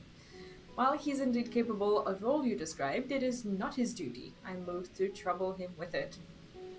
So be, as I mentioned, I would also be for his own sake. With that settled, let's begin at once. Yeah, I want you to go to Emet-Selch. Tell him that you have a favor to ask. He will be disinclined to cooperate at first, but you mustn't be discouraged. With our friend, the trick is to be unflaggingly persistent. What does unflaggingly mean? Why you gotta, like, harass me with these words, too, man? Are you feeling called out? It's like you're the person I go to when I need to ask these questions. If I need to find another person, just let me know and I'll do so. It's gotta be persistent, basically. To ask and oh, not me, him. Okay. They did say persistence. That's a second word. What's the first word? What do you mean? It just means you have to keep trying. Unflaggingly. Don't avoid the question. It's like, is this what you used to do in school? Like, if you don't know the answer, you just kind of... What? Tireless. Like, just keep trying. Okay. I'll take it. Persistently persistent. Is that persistently? Is that great. Awesome. I was leaning more towards like uninterruptedly, but we'll see. Off you go now, and good luck. Now I'm about to start doing the extremes for the Lynx mountain gear. Nice. That's great. Oh man, we should be there too soon. Tireless persistent as per Google. Maybe you were right. Maybe it was persistently persistent. Okay, we need to tell him that we have a favor to ask. I just want to see if they say something else. The rest of us will be right behind you. We wouldn't think to miss the fun. With apologies to Emet-Selch, but this may be the best approach. Let us work together to win him over. So we're manipulating him? Basically. I'll persist too. Aww. Me, perhaps best if I watched from afar. Apparently they're preparing us for a spectacle of a sort. He was spot on. You're being defended by the chat. You have won them over. You've made it. You made it. The chat is officially on your side. It wouldn't be fun if they were on mine, though. The chat usually works against streamers, so it would be in spirit for them not to be. For the people. What? We the people stick together. We the people, right. I'm not sure where you belong anymore. You've been hanging around here too much. I'm not a streamer. Well, you won't be if I mute you. I'm messing around. I'm not gonna mute you. Maybe. Well, are your preparations for the scheme that is clearly not a scheme complete? With the chat modules, okay. I'm not in it. I'm not in save. Okay. I have a favor to ask. Oh, no you don't. I am not lifting a finger. Ugh, I don't know what Hydaelyn is up to, and I will not be made to know. I refuse. If Hydaelyn is to believe, relentless instinence may serve, I'm not even gonna ask, may serve to wear down the ever-wary Emet-Selch. With the chat mode is, okay, please Emet-Selch. Okay. I want to see what he says first. You may tell Hydaelyn he can contrive another brilliant solution, one that doesn't involve me. Okay, please, Emet-Selch. I did it though.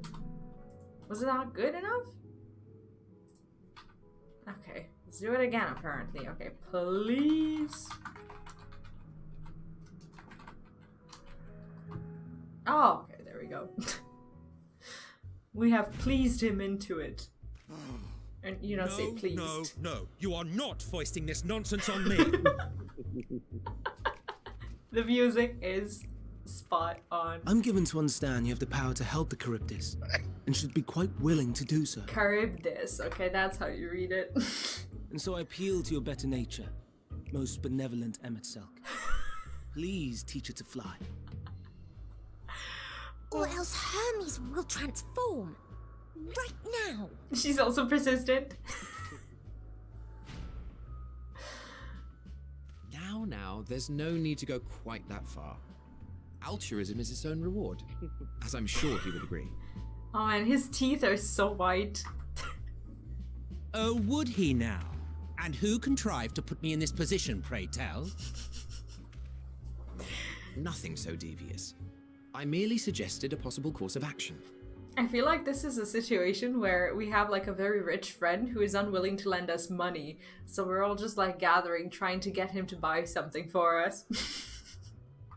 Dinner's on you, Emet-Selch. Yeah, exactly. Emet's like, we're splitting it 4 ways, guys. What do you do? Yeah. Please. I love this.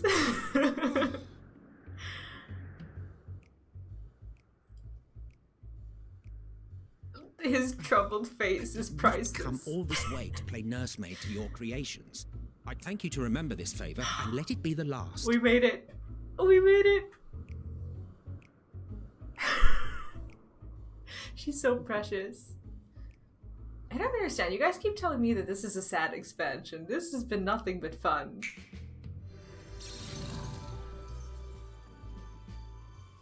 There's a snap. Whoa. That's the... Is that the Shadowbringer's pre-order amount? mount? Taken to the air. It falls to you to shepherd it skyward. Or the Sunblood?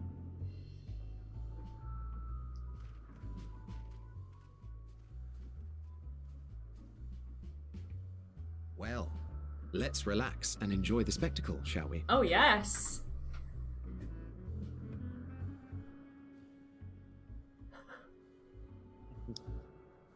Told you Emet was rich.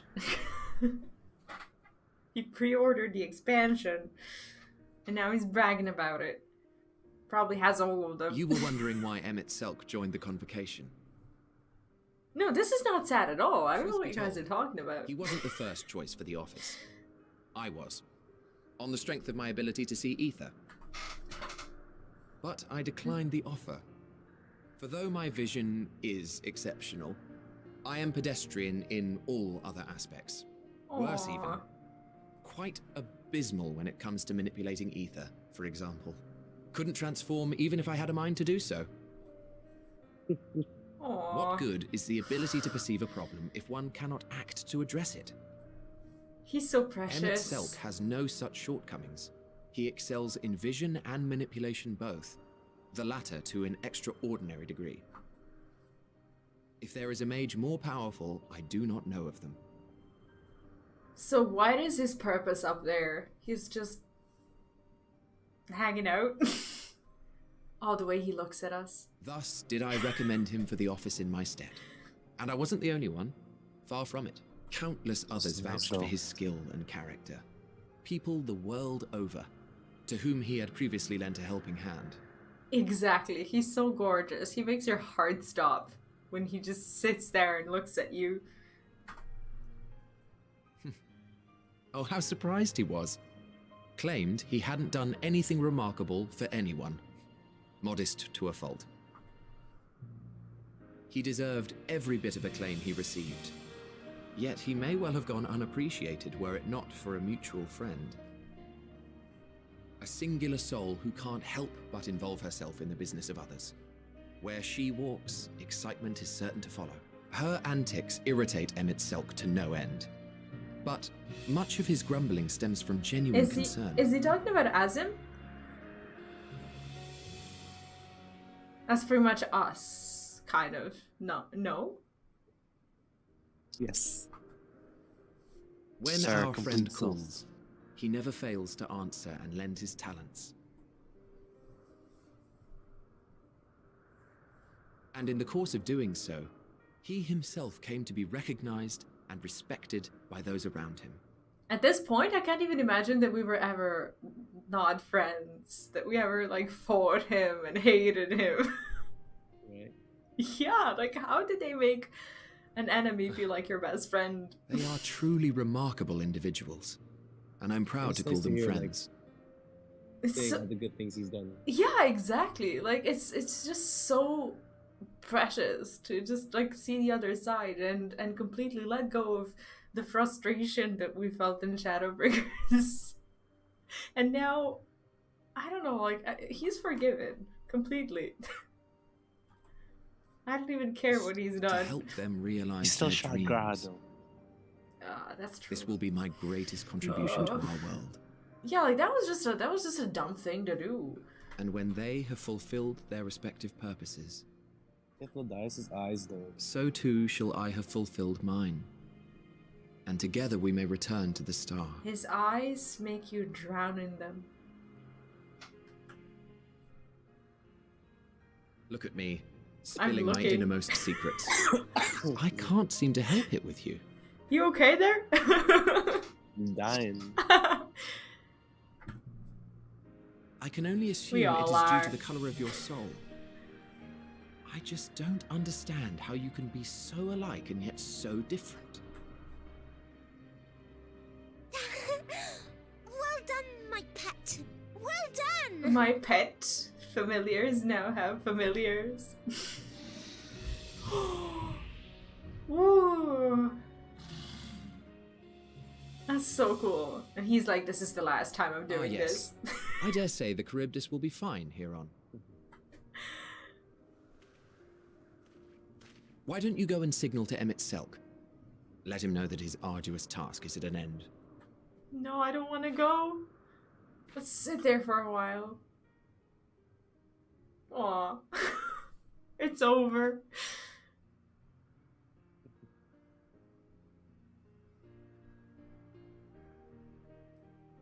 I'm not a big fan of that mount, but now I've developed a new appreciation for it.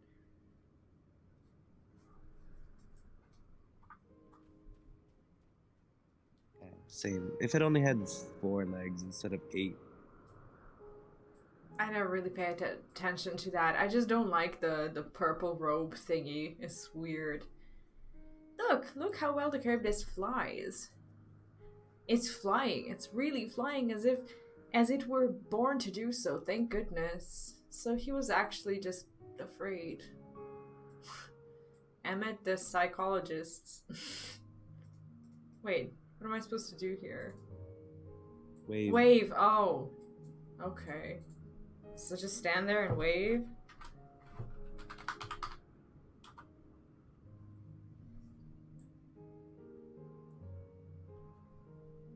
Emerging from his reverie? Emet-Selch notices you and begins to descend with the Charybdis.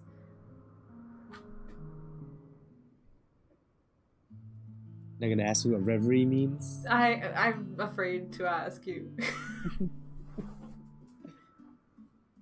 I have no. Do you know? Yeah. Okay, what is it? I do it all the time. What is it? It's like daydreaming. Oh, okay. You daydream? Or like being a space cadet.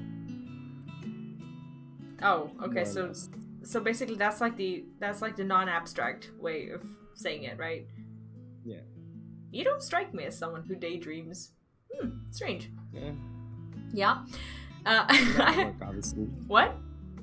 Not at work, obviously. Oh, I thought it was But at work. That you just I like. tend to be like in my own head a lot. Don't strike me as such. I have no words to express my gratitude. Thanks to you, the Hermes has learned to fly. It's a bit scary. Hey, isn't that the way these ads at Bismarck look? Yes. Okay, I remember. Huh. I actually did do some trials too. Who would have thought? Envy and I could relax and have a pleasant chat. Oh, that we did. That we did. I'm sure you did. The creature needed some small assistance at first, but soon it was flying more or less on its own. I doubt you will need to repeat the lesson. I mean, I wanted to see him transform. That was truly impressive. I witnessed it all from afar. The Krampus flies. Indeed. With this, we've proven that even a creature with skewed etheric balance is capable of flight. Though we helped it to achieve this, the Krampus is as a herd animal. They may well aid their struggling kin in like fashion, and when the need arises. Keeping this in mind, I bid you continue observing them. If that is what you want.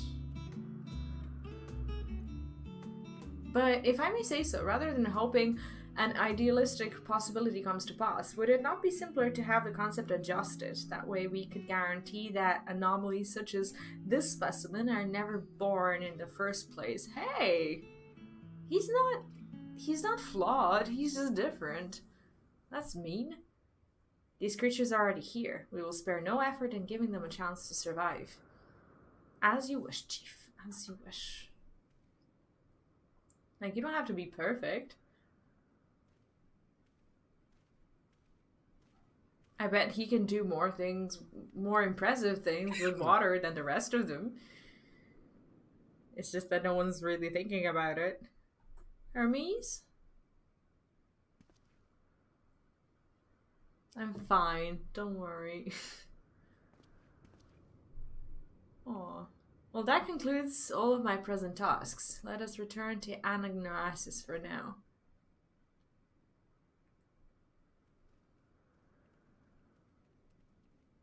Oh, are you sitting? Yes. Okay. I had to check.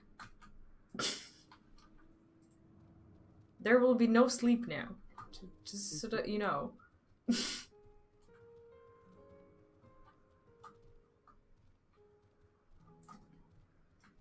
Like, I spent a day not doing the MSQ, and I want to do it. I've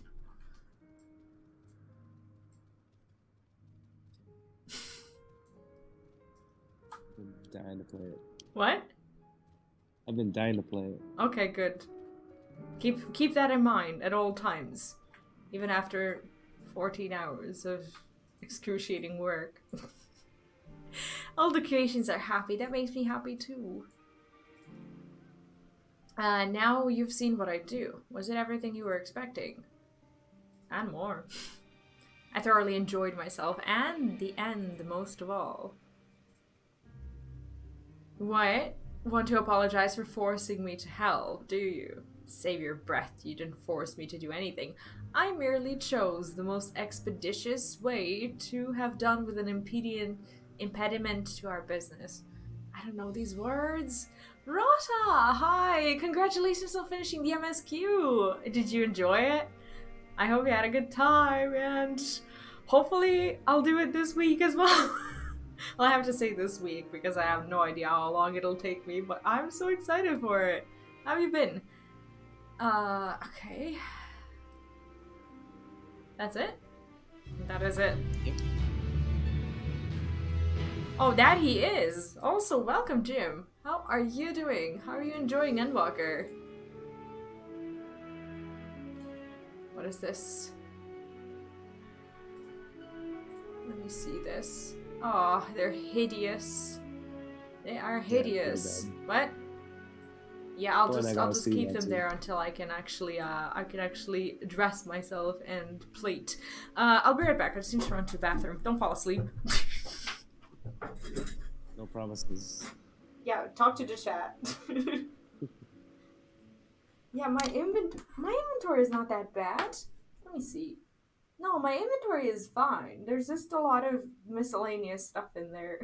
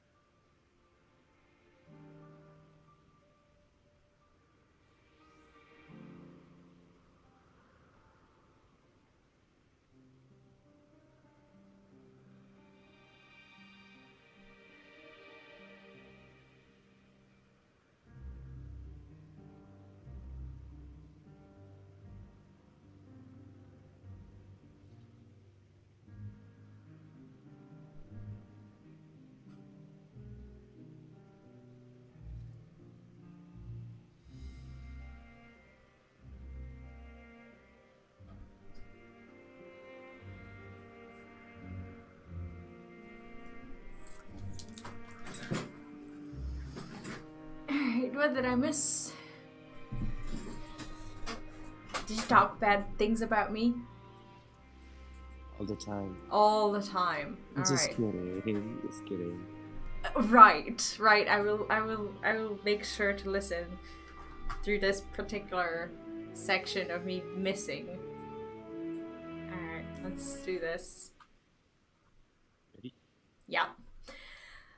Tell me, V, in the course of watching me, have you learned aught of value? I'm not sure. Nothing so far, but I'm hopeful that will change. Dynamis seemed promising. I'm not sure what I'm looking for, but I don't think I found it yet. Of course, it's gonna be the third. Like, those are pretty much my default answers. Yeah, just pass. You chose Dynamis, right? Not the first one. Oh. Well, you weren't nice either. If only my work were more interesting. Nevertheless, I'm still indebted to you for keeping Meteon company. If there's aught I might do, you need but ask. Chief Hermes, what a good fortune to find you here. Is something the matter? The lycon. Lycon. I don't know. I'm afraid it's done it again. No sooner did we release one for observation that it set upon the nearby occupants, slaughtering them. Ooh. Was the creature hungry or somehow provoked? I had just fed them myself, and the occupants were keeping a wide berth. It is the nature of the lycon that is to blame, their innate viciousness. Temperament aside, it is an outstanding creation, perfect in form and function. Though it may not be suited for release, I have no doubt that the Bureau will accept its concept for preservation. What is that, though? In any case, there's no point in postponing the inevitable. Doris will revert them all once the paperwork is in order. Huh. Cupcake is slapping me. Oh, he's here? Oh, cool. Where is the scene of the incident? just off the path to the 12 Wonders. As you make your way, you should see it on the left. I don't know if Doris is still there, however. I'm sorry, Cupcake. Oh, come on. Like, male Vieras are so hot that even slapping them sends a different message. So, technically, you're not really achieving your purpose. Hermes, wait.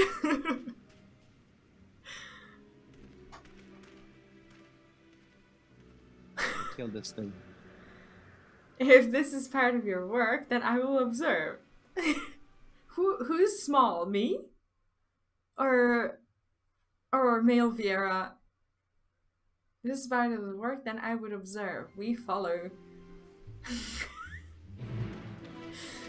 So, Cupcake, is this what you do in your free time? You hunt down male Vieras, inconspicuously MSQing there? Oh wow, I am loving this hairstyle. That looks so well. Oh, I want that. How'd you get that emote? I don't know, like finger snap, is that the mod station, or I haven't seen it anywhere else. That's dope. It is. It is. Yeah, I am small. Yeah, you're tiny. You're tiny. Oh, that's pretty cool, isn't it? Is that like a macro? Like you put like the emote and then like change the plate or whatever? That is so cool. How can you answer your 90 casts? What? Or you have more? What? Oh, you're asking Cupcake. You can't possibly think that male Vieras look bad. Look at this. Look at this eye candy right there. There's no way this looks bad. Like, I mean, hell, I'm tempted to be one. I mean, how can you possibly? No. No. No. No.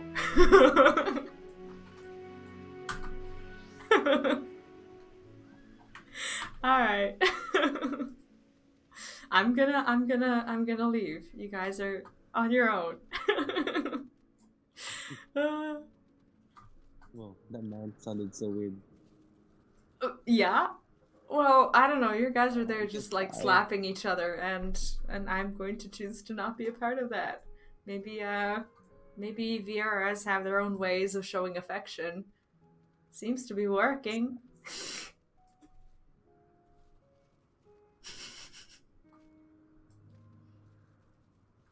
I will just leave. Far, far away. Find myself a male aura to slap to see how that goes. Maybe that's the way to do it. Maybe that's how you start the encounters with the fellow members of your race. Yeah, auras will give you equal rights and lefts. You think so? I don't like male auras though. They're intimidating. What? They're dead. I don't like them. A fearsome beast, this lycon, but where is it now?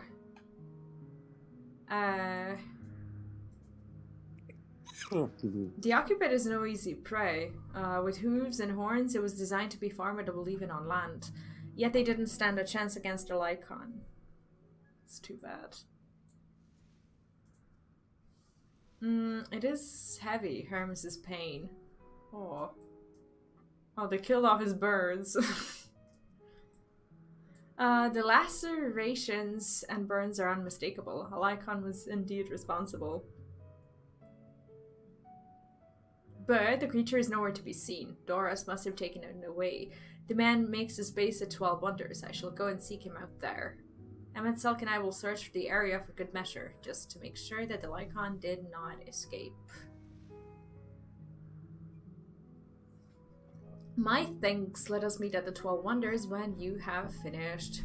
I will go on ahead. Please follow with me. It's hard to say. Do you like Shadowbringers or Endwalker more? The story is so connected that they enchant each other. I think it's like comparing Book Shadowbringers is the first half and Endwalker is the second. So basically the vibe at the end is kind of similar. I kind of get that. Like, I felt that way when I read like the last Harry Potter books, like book 1 of the 7th part and then book 2. Like, both of them had like a different flair to all the rest of them, but they were kind of their own entity in a way. Which makes sense since it's like the final thing, but I make too many Harry Potter references. If I ever have like younger audience, people will just not understand what I mean. But I don't, so it's good. It's all good. Come, it's down this path and over the bridge. Like, if they don't update like the quality of movies available soon, they will be like unwatchable to younger generations. We can go. I'm actually not sure what the highest quality is that you can watch Harry Potter on. It feels so long ago, doesn't it? Yeah. But I feel like even the first one, nah, never mind. The first one was like what? Like 2000, 2001? Nah, maybe like 03? 03 maybe. Yeah, I was 11. How old were... Oh, okay, I'm not gonna... That's not something I should be asking.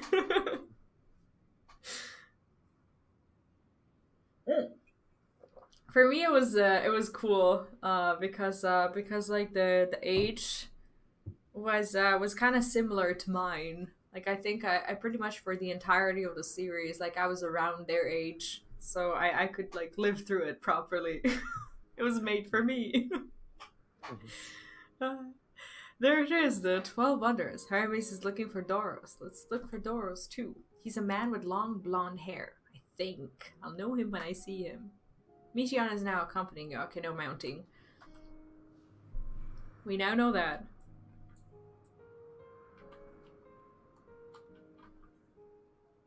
Oh, this is the new Aetheryte, isn't it? Yeah. Okay, I'm gonna go do that first. Don't want to forget. So basically we need to talk to all of these. Like, we see the blonde-haired man over there, but I guess we need to talk to the rest of them also. 12... This is called 12 Wonders. Is there a... Okay, I guess we'll find out. Okay, there's a woman here. Do you want to talk to the rest of them as well? The ones who are here? It would be fun. What an enchanting familiar. I would be delighted to assist in your little journey of discovery and personal growth. What do you do here? What kind of place is this? My role is to maintain the wonders and thus... Oh yeah, we want to read this, don't we? It's about, like, lore about the place and stuff. So that'll be fun. My role is to maintain the wonders and thus the climate across Elpis. I ensure that every environment meets the needs of our flora, fauna, and staff, of course. Environments representing each part of Aetheris are recreated here in Elpis, that we might gain a robust understanding of our concept's potential. As such, maintaining the appropriate balance region by region is tricky work, but more than worth the effort. I think we can ask more. The 12 Wonders is the wellspring of Elpis's weather, after a fashion. Here do we employ the latest spellcraft from Amarot to maintain and adjust the assorted climes through which our creations frolic for test purposes. Naturally, as in any other part of Elpis, we also observe and experiment with said concepts, this conversation being perhaps one such experiment. Okay. There's more of these who don't... oh, these are just minions. Never mind. Once I get back and record today's results, I should finally be able to put that report to bed. Not Doros. His hair is long, but the color is wrong. Okay, is he gonna say something else? Oh, Doros, I think you returned a short while ago. Okay. Well, we kind of know who he is, but I want to see what the rest of them say. I don't know who he is. What? Well, okay, that's fine. Surrounded by such wonders, one cannot help but envision new concepts, not all of them good, mind you. That's it? That's it. Okay, any more of them that we can talk to, or? Like anyone who's not a quest. No Doros this? Well, yeah, it's the blonde-haired man. That's what they said at the beginning of the quest. That's who we're looking for. Have you seen me eat anything today? Between my observational work and my writing, I've been so busy that I cannot quite recall if I did. Oh man, do I feel this. In retrospective, I shouldn't have said that.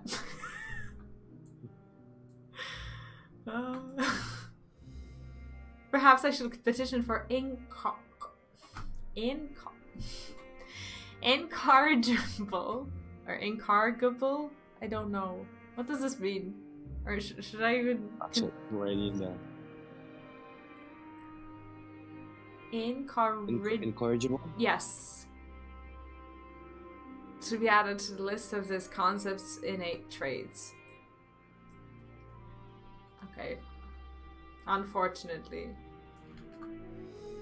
we do not know what that means, but we will find out. Oh, there's Meteon as well to talk to. Incorrigible. Talk part. Oh, we can talk to her. What? Nothing. Never mind. Okay. Come on, let's find Oris. He's a man with long blonde hair, I think. Oh, forever flawed. Thank you, Walt. I appreciate that. Oh, I was asking if you needed the translation. Did I need what? Nothing. It's okay. We're past it. Yeah, okay. That's fine. Doris. That's Doris. Yeah, that is Doris. Incapable of being improved and fixed. Oh, okay. Oh, I need to be stretching more often. Sorry. It's like I'm invading your... What does that sound? That was me stretching. Sorry. Okay. I had to look at the stream. Like, what's going on? Is it disturbing? No, not really. Okay. I don't know what that sound is. Yeah, sorry about that. Well, now, if it is a Meteon, what brings you here? I'll be sure to keep my sounds to myself. I thought I heard familiar voices. I didn't realize you two had decided to help me search for Doris. Thank you. You're in charge of lycons, but I believe. Where are they now? Out in the fields and restraints. Frenzied as they were, I couldn't well return them to Tysis? Tysis? Once I submitted my report, I'll see them reverted without delay. Can you hear noise through my through my audio? I don't. Okay. I can hear it even when I wear my headphones, so that's why I'm asking if it's affecting the audio at all. Once I submitted my report, I'll see them reverted without delay. It's as he says, the beasts are indeed quite ferocious. You're one of the 14, what brings you here? Nothing you need concern yourself with, as you were. Ooh, excuse me. I heard a familiar squeak. What kind of squeak? What? We heard the news that the lycon slaughtered occupants. Wait, never mind, I think that's a lot level of my end being surprised. Oh, okay. As the observer in charge, you are of the opinion that they are not fit to be released? I am. And their abnormal aggression and exceptional strength makes for a highly problematic combination. It matters not where they are released. Lycons would threaten other species and upset the natural order. Could it be that the specimens observed are an outlier? What's an outlier? I guess we'll find out. Oh, I love that hairstyle. The one that this guy has. Like, I haven't explored the male hairstyles at all, and some of them are really good. Highly unlikely. We've created a good many of them, all exhibited the same tendencies. Even when we used Kairos to begin with a fresh slate, their behavior was unchanged. Kairos? A memory reconfiguration system. The chief himself created it. It allows us to erase or alter memories, though we may observe creations in different environmental conditions without needing to remake them from scratch. Yeah, Meteon, like, it feels like I obviously don't know, like, what role she's gonna have, But she's just so different, and obviously she's there to establish a direct emotional connection and probably break your heart at some point. But Adler is someone who stands apart from others. Thank you. You are you're really stepping into your pre-made shoes there that I that I always thought you would fill. I know, right? Yeah, proud of you. It allows us to erase. Did I read this? Allows us to erase or alter memories that we may observe creations in different environmental conditions without needing to remake them from scratch. Quite impressive and potentially dangerous, depending on the intensity of the etheric emissions. Pastorat may wish to have words with you. Ooh.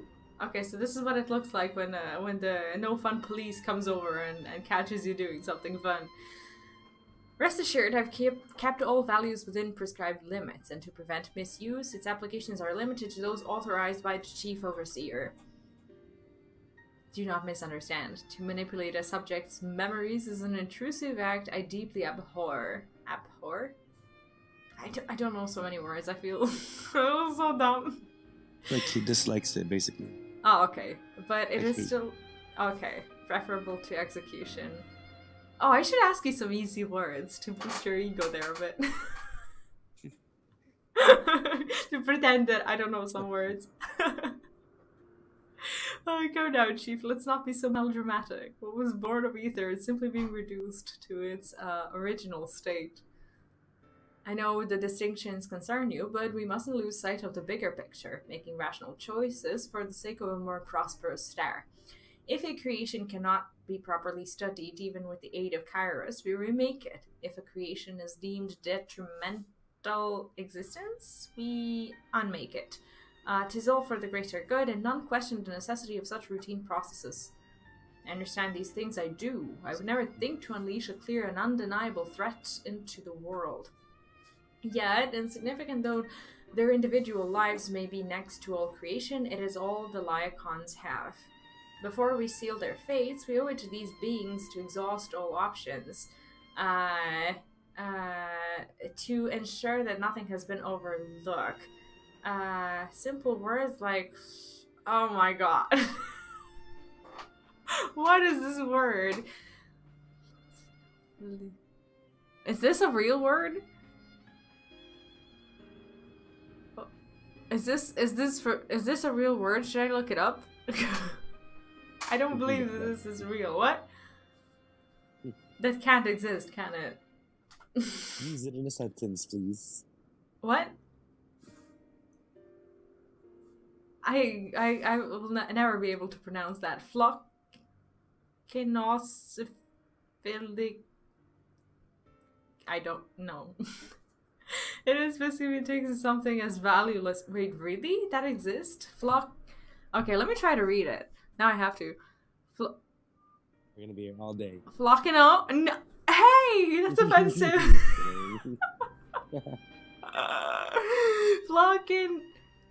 Flockino. I can't see. Like my glasses are not enough to help me read this. Flockino.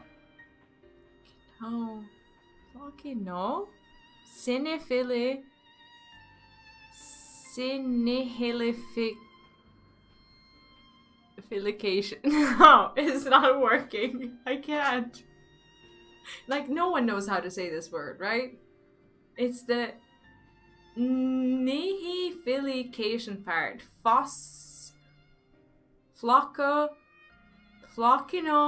No, flocky nihilification. I'm done trying to read English. Thanks, guys. Never again. And then proceeds to read the MSQ because it's easier. Okay, at least you made me feel more confident about MSQ. Anyways, Doros and Emmet and the rest of the bunch would never make me read these words. Grass cupcake. Okay, let's do this. If you insist, let me provide you with a full report and we may take it from there.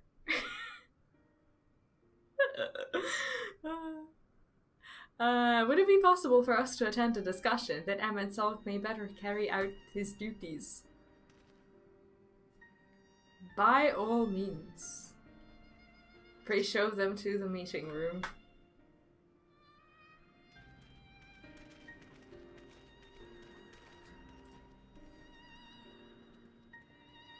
Like, I wish Meteion didn't feel like she was, you know, kind of a kid amongst all the adults with no one else to play.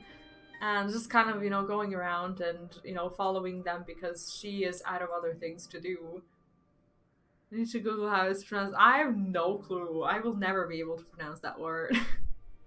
We have a duty to the star, this I know, but it doesn't mean we also don't have a responsibility to the lives we bring into existence here. To man, other beings are just things, to be used and controlled like magic. That's what Hermes told me once. Okay.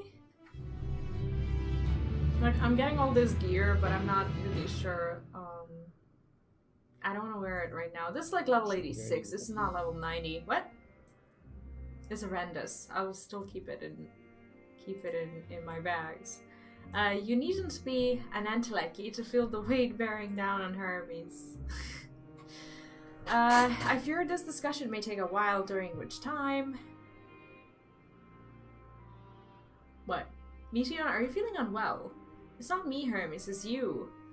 I won't go to the meeting, I'll stay with V. Wait, we're not going? Loath though I am to impose, may I leave Meteion in your care again?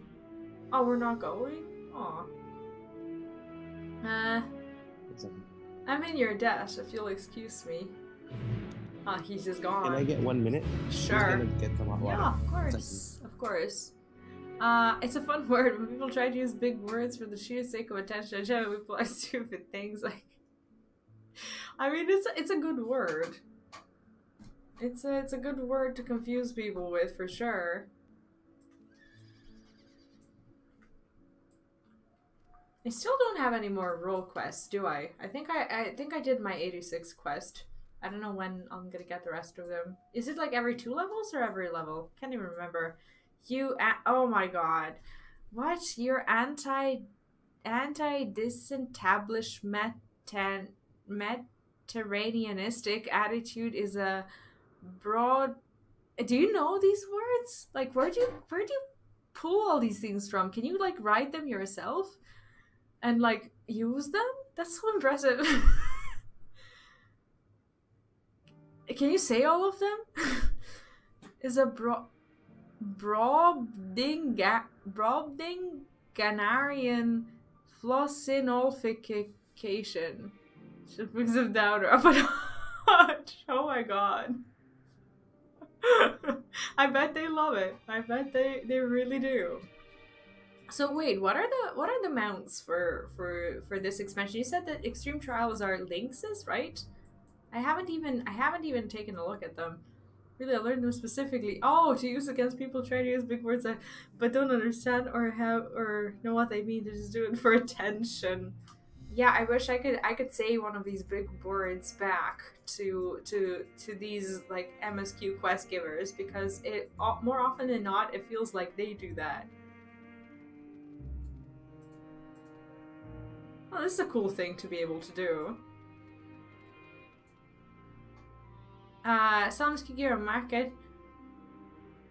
No, I don't think you should feel bad, but like at least on our world the prices aren't really that much. Maybe I'm late, but I don't think so. Usually they cost around like a few thousand, like 4 or 5 to like 15k or something.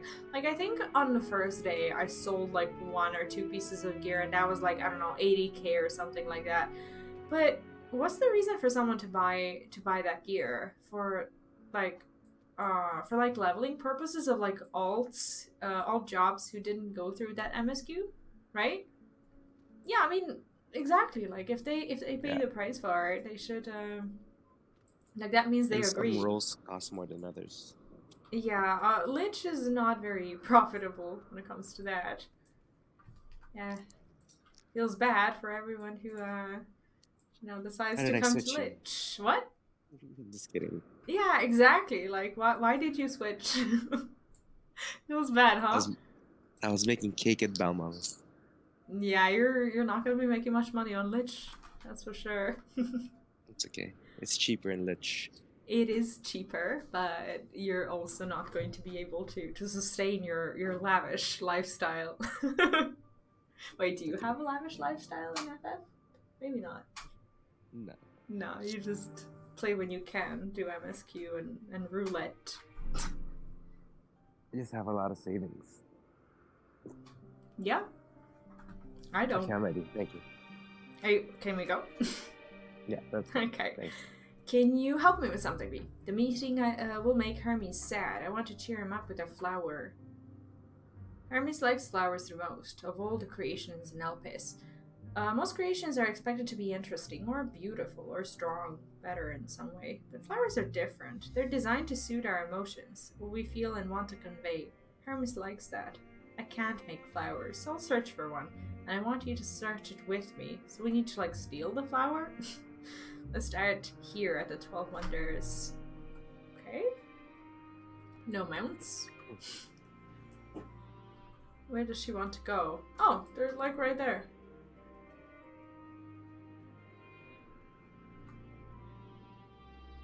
Tree in bloom.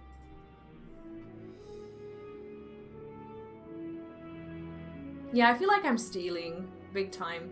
Vibrant purple flowers bigger than your hands adorn the tree. Oh, so big and bright, I love them. But they might be too bright. You have to think of the recipient. That's what Hermes said.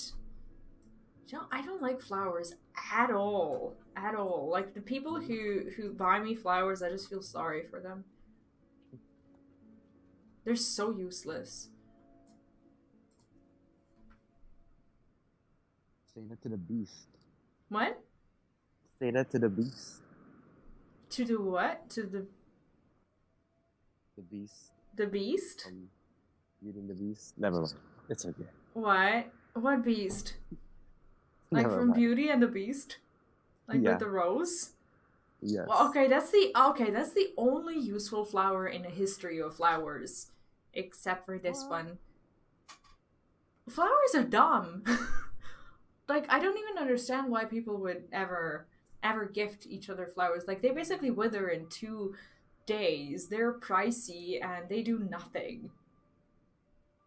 You don't like taking care of flowers, huh? No, absolutely not. No, I don't like flowers. A tall, slender tree rises before you. You crane your neck to look for flowers. No flowers. If there were apples, we've covered them in syrup. See, food, on the other hand, is not useless, because even though it disappears after a while, you still get something out of it. Flowers are useless. Every time you just have to throw them away. Flowers are dumb. I'm very based when it comes to flowers. Let's head outside next. Don't worry, we won't find our fire. Yeah, I meant both cut flowers and flowers in pots. I hate both of them.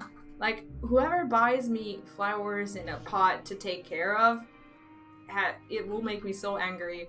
Like, I don't like these. And I especially don't like cut flowers that you just get so that you can watch them wither and then throw them away. Flowers are the worst. Midian has yet to arrive. Be sure she's at your side before you examine. Oh! I lost her, of course, because I mounted. A curious is from my wife when we were dating, and then when they finally perfectly came to her, she had them preserved.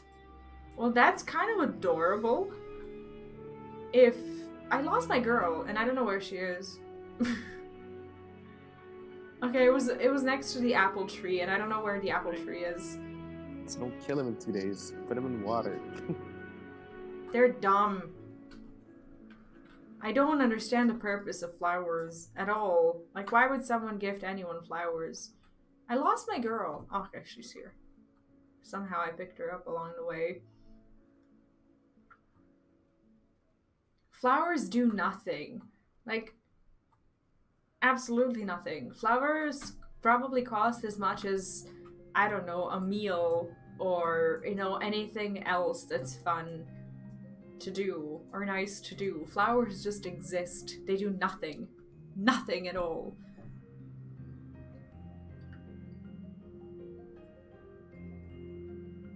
An array of beautiful flowers grow in the bed, their mix of colors forming a pattern. These would be better for Hermes, but they're hedged in. That means we shouldn't touch them. They're either under observation or poisonous. Any other place should be fine, though. Let's keep looking. Ah, shit. Flowers for the sake of flowers mean little. I have 100% of times failed to spot the meaning behind flowers whenever I receive them. I don't see anything special about flowers whatsoever. It's like I'm the worst flower receiver in the world, and I always pretend that I'm happy for the sake of others, but like, ugh. I don't know where this hatred for flowers comes from. I'm sorry for all of you romantic creatures. Turn into something created between two people. What do you mean? Like, feelings or whatever? Like, there are so many different ways people can, I don't know, demonstrate their feelings. Flowers is like, I love you eternally. But here's a flower. It will wither in 2 days, which is so unlike us, you know? Like, set on a tall, thin stalk, the oddly shaped flower is mesmerizing in its undulations. Oh, a conion, a flower that can move. Oh, that's a useful flower. This is almost a dog. When Hermes wasn't looking, it shot seeds at him. Not a good gift, baby. But you're good to be at spotting flowers. We'll find something soon.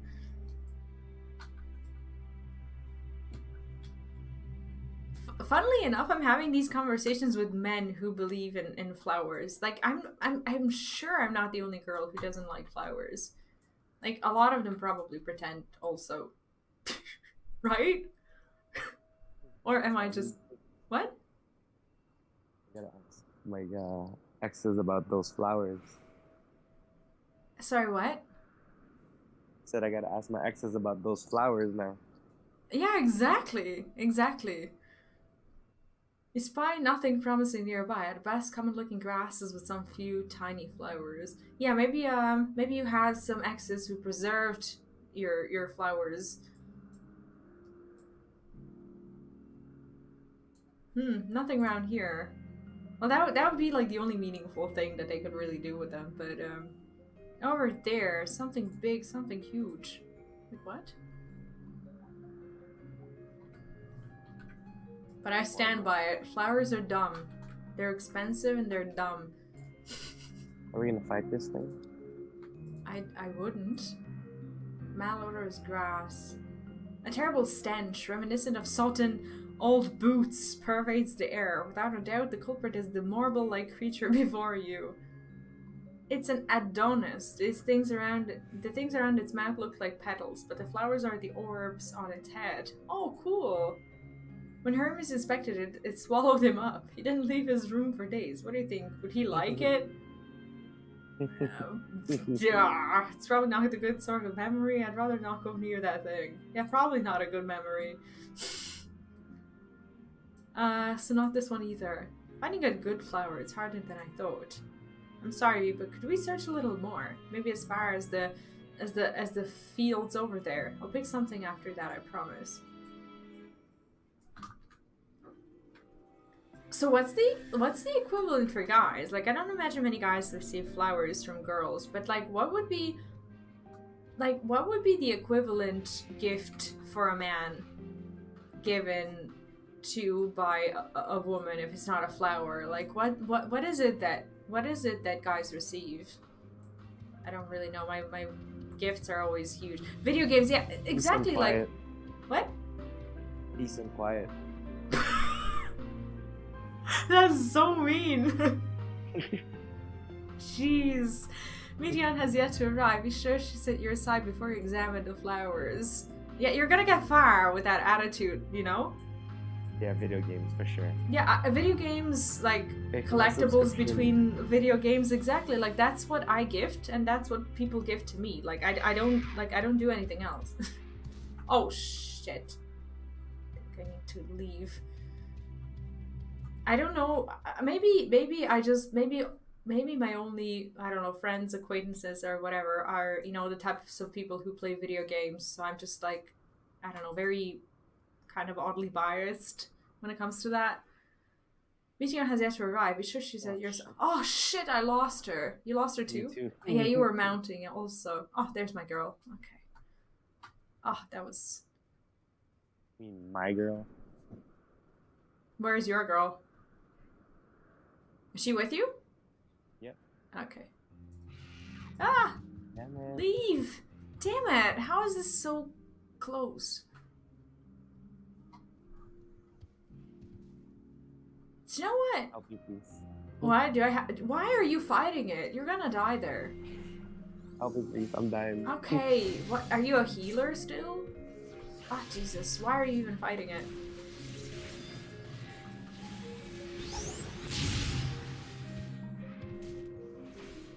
I don't know, like, I'm so clueless and so panicky, like, Christmas season is coming, and I have ideas for exactly 0 gifts.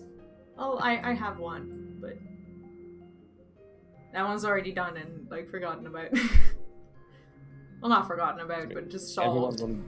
Everyone from my work is getting socks. Socks? That's stupid. Lush green fields stretch out before anywhere the sky begins. There's nothing. Dude. It's dumb. What's your gift for your like workmates? For my workmates, I don't have workmates. Fair enough. What? Like I'm not gonna give like workmates expensive gifts. What do you mean? What? What would you gift to someone? Like from your work? Are you actually gonna buy them socks? Yeah. The hell? They know me. That's what they should be expecting from me every year. Socks? Well, am I glad not to be your co-worker? Tell me you don't need socks in your life. I do need them, but they're like... socks are the same as underwear. Like, I don't understand why people would buy someone's socks. Like, it's just basically just... like, if it goes under, you know, any sort of, like, outer layer of your clothes, it's intimate. I don't understand why people buy socks for one another. Because everybody uses socks. Yes, everybody also uses underwear, so why don't you give all your co-workers underwear instead? Like, feet are the same as asses and everything else. Like, it's just the same thing. Like, it's so weird to give people socks. The giant thing over there, what could it be? Don't know. Ah! I'm mounting again. I need to stop doing that. I don't know, like, I don't know what to give to people. Maybe I'm just a weird gift giver, and I probably have... Like, what? What do you give for gifts? Video games. Catch Video tickets? game stuff. What? Just cash tickets, lottery? No! I gift, like, in-game stuff. Like, video games or whatever. Because those are all my friends that I have. Oh, we found a flower. Socks are like practical, cheap. Chocolate is a good one if you enjoy chocolate or if the person does. Okay, no, everybody does that. Yeah, apparently everyone gifts socks too. Elpis flowers are What's more useful, chocolate or socks? Gifts don't have to be useful, but they don't also have to be useless either, like flowers. Hermes likes and dislikes them all at the same time. Like me, they're Emet-Selch. Like me, they feel his pain and turn dark. That's only for Hermes, though. For others, they're always white and bright. How about for us? Like, they're gonna turn dark because I talked about flowers. That's how I feel about them. Yeah, Dark. so. They're gonna turn black. Yeah, like my soul. Truly, the flower was dark in your home. It'll just wither. Yeah. You're the meanest thing ever. You have it too, a dark emotion. I've known the pain and sorrow of loss. I felt great fury and frustration. I've been plagued by doubt and anxiety. I dare say I have a few. Okay, this actually makes me think. Yeah, fury and frustration is me. What's yours? I see. Hermes has felt the same. A fire burning in your breast, a trembling hand, but no one understands. Please, V, won't you lend them to me? Your fury and frustration? Sure, take them away. I want you to make the flower dark in front of Hermes. The hell? He has been in dark places before he created me. He needs to know that he isn't there alone, that others are sad too. She's trying to push us into feeling bad. Fury and frustration. You? You know which one I'm thinking. What? You know which one. Do I? The first one. Oh, right, of course. Of course.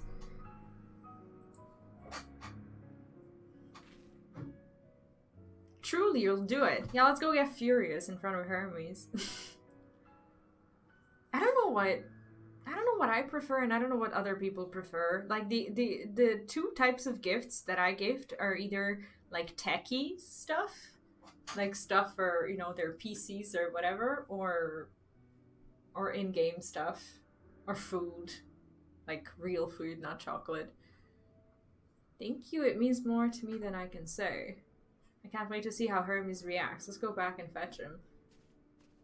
Like, my mom, for example, she knows that I'm not a huge fan of sweets, but like for my birthday, she actually made like the delivery come to my apartment and like gift me the, like, she bought like 6 or 7 of these like tiny cakes like in separate boxes, and that was kind of fun. It wasn't just like one cake that you eat a slice of and you're just kind of sick of it. But instead, it was like a fun game to just like try them all. That was useful. It seems they're still talking. Let's wait until they've finished. Ugh. Sorry. Like, I should either go and stretch or or stay here. I don't feel like leaving. End up and stretch real quick. Hermes! I've been stretching like the whole time. Oh, okay. So it's only public and embarrassing for me. Oh, You're just trying not to lay down. for me. Yeah, don't do that. You've finished talking? Oh, she's so cute. Yes, we've come to a decision. My thanks for keeping Meteon company. Emet-Selch and Hydaelyn have already retired to their rooms. There is room for you too, if you would follow me. Oh, we're gonna get a room here too. That's so cool. Wait! I want to show you something first. We have a gift. It's flowers. Yay! It was the fakest year of my life.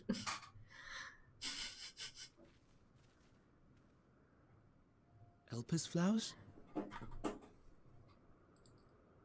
So our gift to him is us feeling bad so that he feels better about himself. Basically. It's so disturbing. He doesn't want to be alone. He wants shared misery. What if we can't get miserable? What if we're too happy? Misery needs company, apparently. Apparently. This is not dark. This is purple. This is not black. You're not the only one, Hermes. Others feel sad too. You're not alone. Now I'm feeling chat thinks I'm spoiling key moments with my corny jokes. I do pay attention though. I see Meteon has shared much with you. They're not really black. They're a purple. Is that what color are your flowers? Hold on. Oh, you haven't colored your flowers yet? Because does it have anything to do with like the answers that we picked?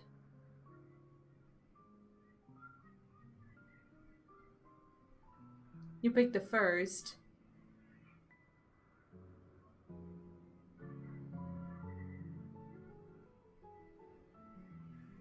Have you done it?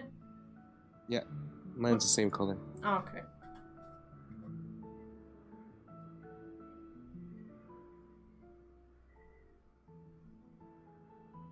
Poor Hermes, though.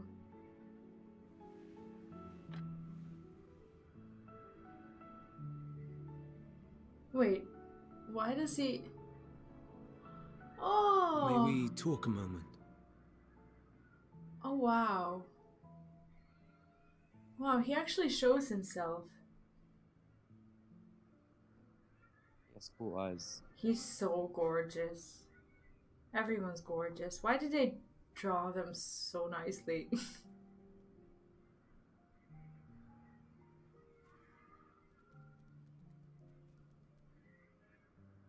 Oh! Convocation members being all hot. Yeah. I do not think it wrong that we live for the star, that we strive to make it a better place. And yet, in carrying out my duties here, there are times when I am plagued by doubt. Do you recall what Hydaelyn said when we first spoke of my nomination? Death is the privilege of those who have fulfilled their purpose, a choice they embrace of their own free will. And when they depart, it is always beautiful. They choose when it's time to die, like a retirement? Huh. Perhaps it is. But only for man. Creations that he deems useless are discarded with nary a second thought. I love how big his heart is. Some scarcely born into the world, afforded a handful of breaths before life and potential are abruptly extinguished. Like, I love how much he feels for, you know, for the creations. He doesn't deem them, like, less worthy or anything. We make an effort to spare them the pain. They sense what awaits. Rage and anguish and cower and fear. And it is not beautiful.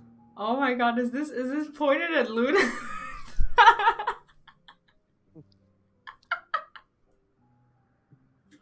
Elpis is a place where bunny boys go for their bi-awakening. I love it.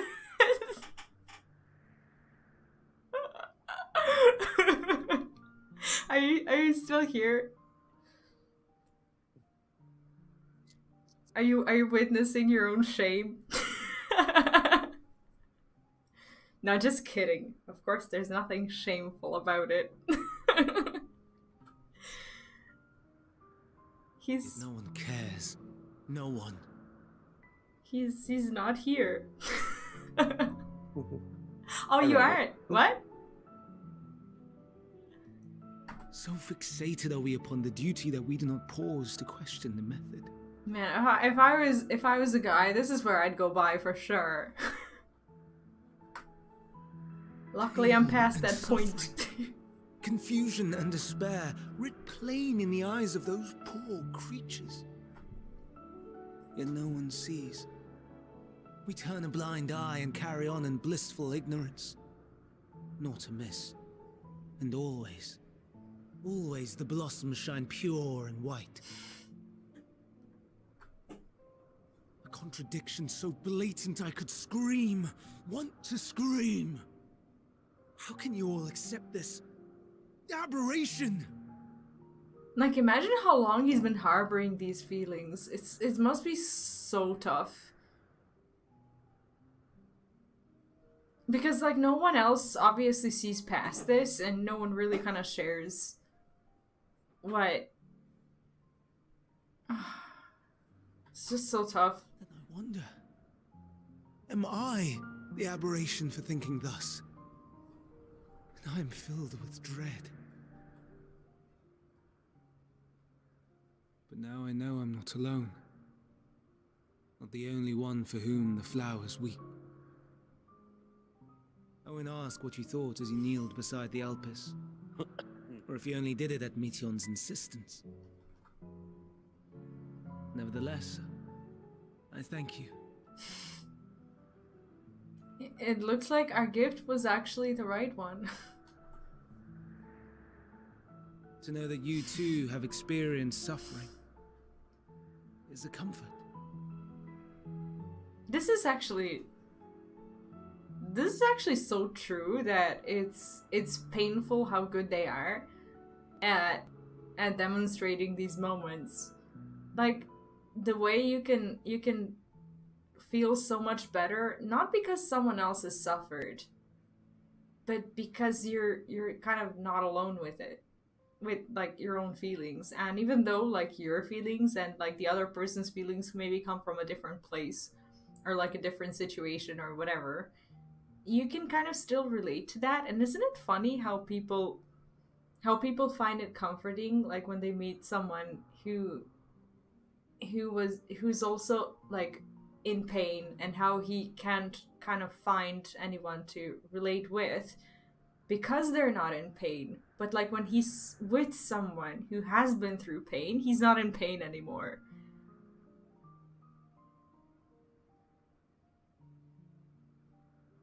Like how beautiful was this story told, right? Wow. Like the way they kind of, you know, wrapped it around a flower. It's just like, you feel that this is not just someone, you know, writing the script for a game. This is so carefully written and so relatable. It's like, he's not trying to say anything bad. Like, I get it.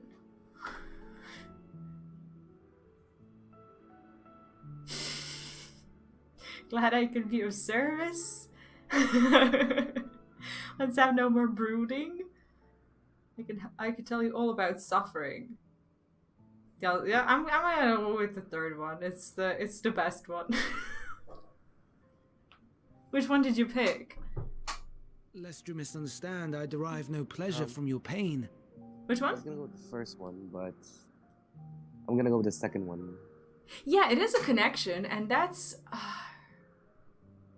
is it not just weird and wonderful how people can connect just by knowing that like someone else has been hurt too?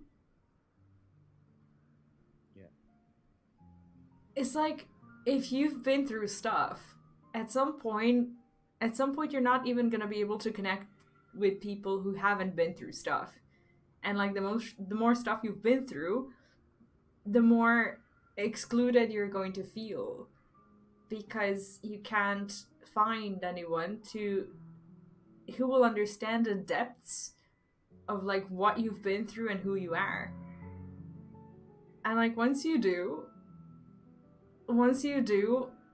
you just like hold on to that person as strong as you can, and you never let them go, because you know that, because you understand them, and that's sometimes even more rewarding than them understanding you back, because you feel like there are things for you to discover. You don't feel like the moment you scratch the surface of their lives or their story or whatever, that's it, and that's who they are. In some weird way, the pain they have felt gives them depth. And that's just so beautiful, isn't it? It drives it home even more because he hadn't found a person that felt the same thing. Exactly. And now he just did. And just by interacting with that flower and showing that you have depth too, it's just how wonderful and relatable is that? It's like nothing can really compare to that when you meet people through that way. And that's why even some of these like groups where people go for like support and grief or whatever, like some of the most wonderful relationships and friendships are made there, because people don't wallow in their grief when they're with someone who has been through grief as well. But like they just feel like they don't have to hide their baggage in front of others. And just the fact that you don't have to hide yourself and just pretend that you're someone who you're not, it's just like that pain it feels like the pain actually unlocks like a certain amount of understanding that people can show for you and that you can show for them back. And you can love those people so hard for that. For the fact that you don't have to hide anything in front of them. It's like the best love, isn't it? What a great quest. It's just the fact that you are still here in spite of your suffering gives me heart. Connection makes it like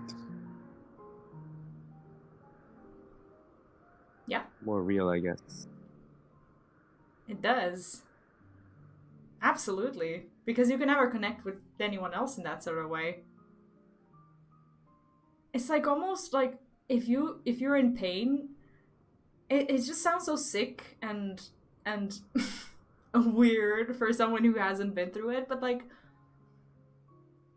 if you go through something, you're gonna somehow be naturally inclined to attach yourself to people who have been through kind of the same amount of stuff. And I think that's what, like, as you go through life, I guess that's what makes these connections more real than the ones that you will make when people around you aren't really hurt. Like when you're really young. Is it weird to assume that pain like that you go through is actually what helps you find people who you want to connect to? Because when you're all unhurt, there is no way for you to know like who you would kind of best connect to. I don't know if I'm making any sense right now. Is that weird? I get it. It's like you can make a better selection of people in your life later on when you can get that out of someone. Not that that's the only thing that matters, but... Well, it doesn't just have to, like, go with pain. It could be just, like, any life experience, right? Yeah, it doesn't have to be... No, not necessarily pain. Just relatability. But pain is something that people naturally just kind of, you know, try to find relatability with. Is that... A coping mechanism. Yes, definitely. This quest is so good, isn't it? Like the way they wrote this is just so wonderful. And it's not the only thing that connects people. It's a prerequisite of a sort. Like when you go through stuff. That just like unlocks the possibility for people to get along better. I don't know, it's just what I think, but...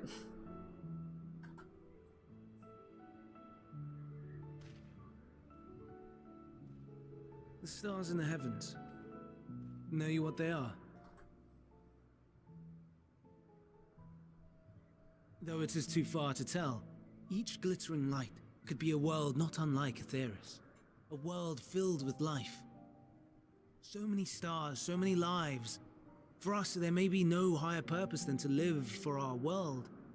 But what of the other living beings out there? What is it that gives their lives meaning? That drives them day after day after day? To pose that question to our undiscovered cousins, I created beings of dynamis, who can traverse the vast emptiness between the stars. Meteion and her sisters.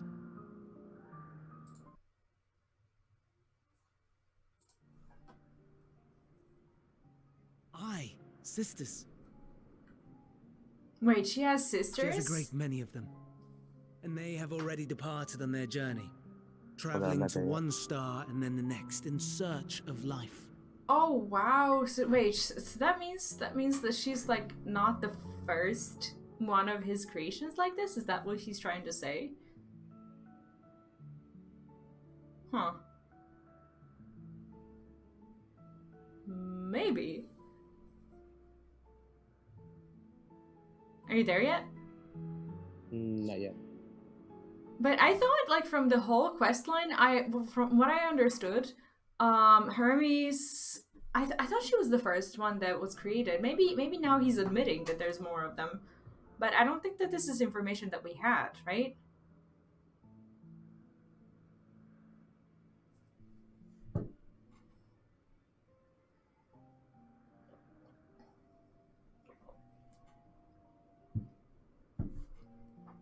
You there yet? Yeah. Okay. As one might expect, So I guess there is. exploration on such a grand scale is rife with difficulties, and thus far I've naught to show for it. So it feels like he was sending like little satellites into space to like record stuff out there. It's Generally, just I think. what? Generally. That's kind of how it feels. Oh, this is the first time I hear there are more. Okay. I wonder if we get to meet them.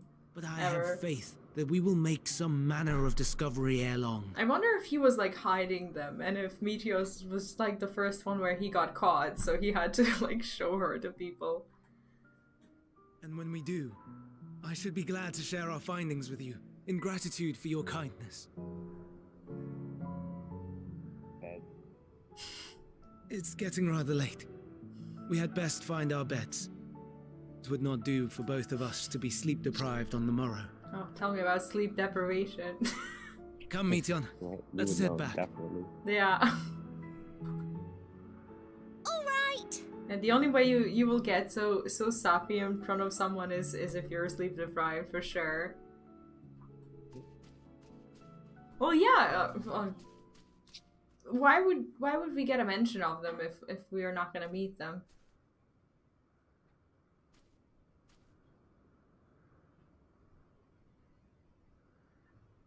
Would be cool if we did. What happened? What's she looking at? I don't know. She's. Are we getting spied on, or she saw something? I'm not sure. Wow, that was a great quest, wasn't it? Like, That was so weird to go through.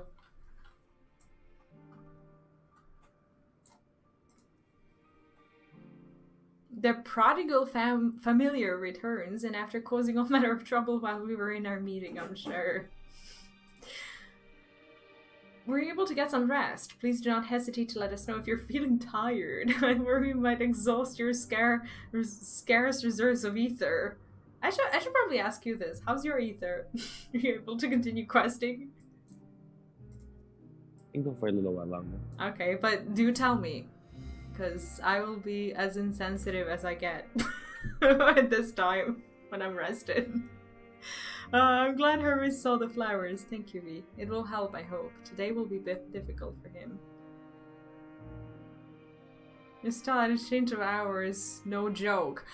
Technically, I'm not really changing hours. I'm just in a really hectic stage of my life right now when I stream literally whenever I can. And what's up, Nate? yeah, Nate is here. Welcome back, Nate.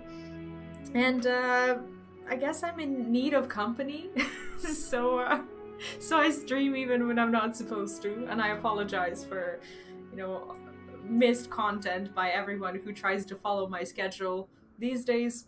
Please don't. But I'll get back to some form of stability very soon, hopefully. Please don't. That was an amazing advertisement. For what? For you watching your stream. I don't get it. What do you mean? Did you say please don't watch? No, I meant, please don't rely on my schedule and just be ready for me to... No, I didn't ask people to not watch my stream. Like, what? No, that's not what I meant. I meant, please don't rely on the fact that I said that I would be streaming 4 times a week, because I apparently cannot stay away from you guys. This time of day and night I can show you if you want. I actually have been having the weirdest sleep schedule, or not sleep schedule. I went to bed yesterday at 5 p.m. after spending the day with my kiddo, and I woke up around 2 in the morning, so I will probably be awake today during that time until that point of view. I only completed the MSQ. Well, I mean, we haven't even completed the MSQ yet, so I think I broke my chair, if that was Hey, even congrats, possible. mate. Grats! How did you like it? No spoilers. Not too brief interlude, perhaps, but it is time I attend to my next task. As Emet-Selch and Hydaelyn are aware, we reached a verdict regarding the fate of the lycons. 7 were created for observation, and all 7 must be unmade. Doros has followed the correct protocols, and as chief overseer, I can find no fault in his judgment. The lycons would disrupt the natural order, ravaging and consuming other species until they themselves starve and perish. They cannot be released into the wild. They cannot be allowed to remain here in Elpis. I intend to petition the Bureau of the Architect to have the concept preserved as a restricted purpose, hazardous life form. Hydaelyn has pledged to support me in this endeavor. Yet whatever the Bureau decides, the existing lycons have served their purpose. That's so sad, isn't it? Jeez. Doros has already isolated the creatures and is preparing to carry out the necessary measures. I will join him forthwith. It is my duty to witness the conclusion to his study. Wait, do we have to go as well? Just give me 1 second. Cool, I can stretch. Yeah.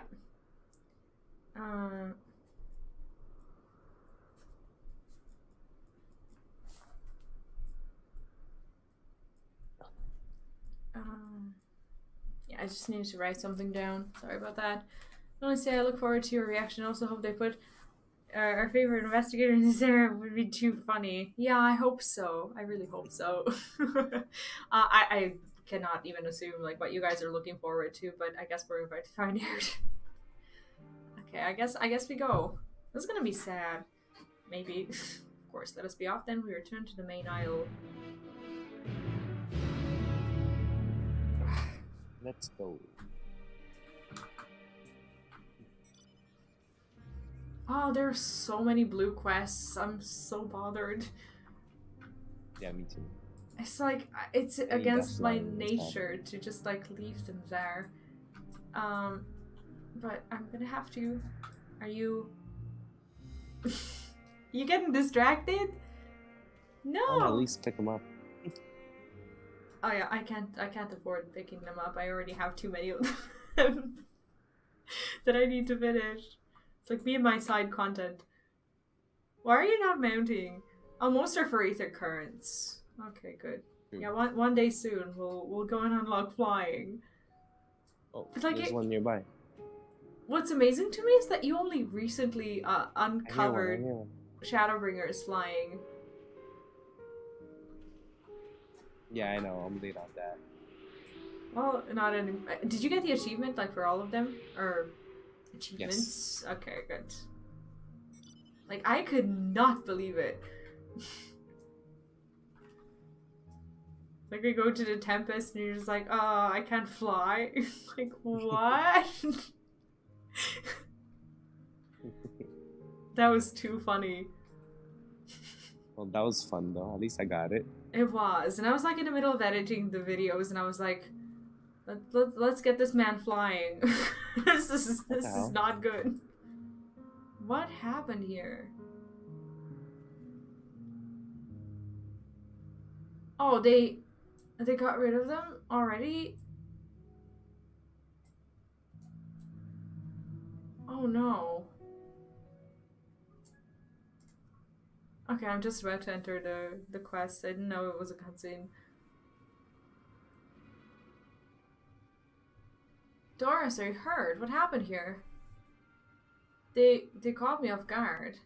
I had them bound with ethereal shackles, but they became frenzied, even more so than usual, and broke free. I was able to stop 4, the other 3 escaped. Like, escaped where? Where can you really go? I see them. 2 have taken to the air above the 12 wonders. Oh! The last is up ahead, lurking in the fields. You and V handle that one. The pair in the sky you can leave to me. Sure. If this is how it must end, then so be it. It's kind of sad, isn't it? We'll render assistance to Emet-Selch, unneeded though it is.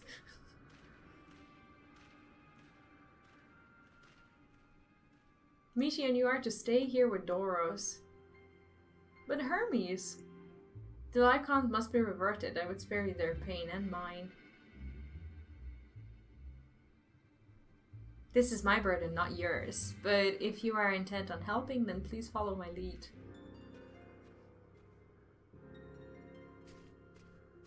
Aww.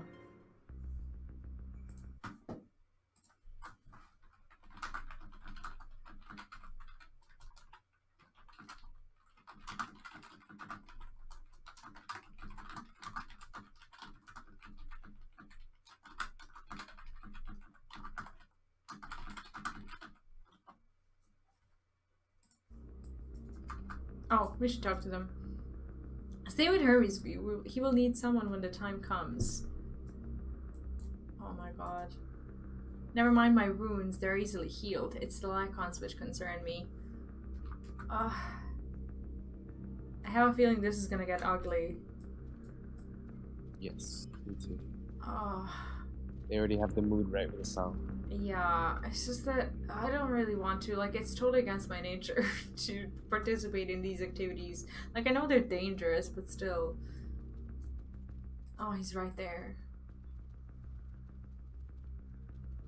He's right there. Like, I don't really want to. I appreciate your help and lament that it is necessary. There it is, our quarry, within striking distance at present, but if it feels threatened, it may flee beyond our reach. Here's my plan. You will approach slowly in full view and draw the lycon's attention. Now I warn you, its abilities are as fiery as its temperament. Once it spots you, it will unleash orbs of flame. But fear not, by my measure you are more than equal to the task. Withstand the onslaught for a few brief moments, and that will give me time to catch it unawares. Ready? Then let us begin. What? This plan sucks. It does. It really sucks. So basically this... Do we have to deal with orb? So? Yeah, I don't attack it directly. I guess that's... I don't know. I don't really feel comfortable with this at all. Because, like... It's not its fault that it's frenzied and just that's how it was made, right?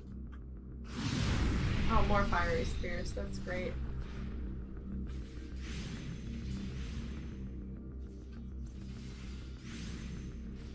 It's not really helpful.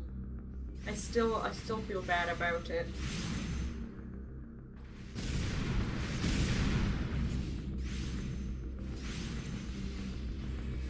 Do you have the same guys, or are these mine? I think so. How do you answer I think so to an either or question? I can't tell. How can I tell? Okay, well, what are you thinking?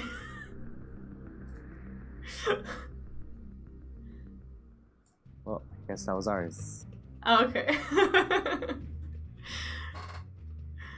Now. Oh, Double negative. Most positive.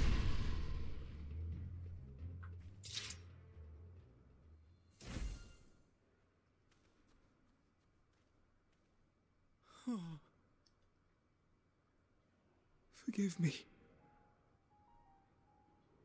Please. No. Forgive me. May you and your kin find peace. Wherever your souls may drift in the underworld, may you find tranquil seas. It's probably how dog owners feel when their dogs go rabid. Be not forgotten. So painful. In concept endure. To reclaim form and one day live again. Serve not the star, or any purpose save your own. Live again, if that be your desire.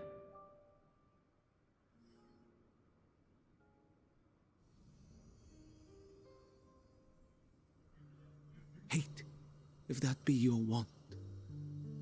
We are worthy. But leave your suffering behind. Lay down your burdens, be born anew.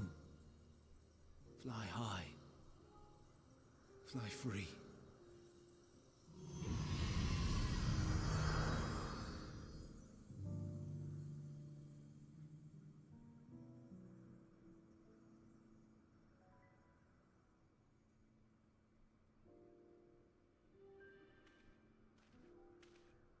The game is just like, I'm gonna break your heart now.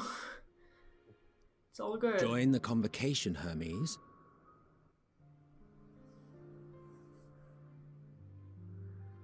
You do not belong here. Leave to replace another. To be replaced. It changes nothing. Tell me, do you think it right that we sacrifice all these lives for the sake of the star? And when the star has reached perfection, what then? If all who are satisfied choose to die, shall we all die in satisfaction?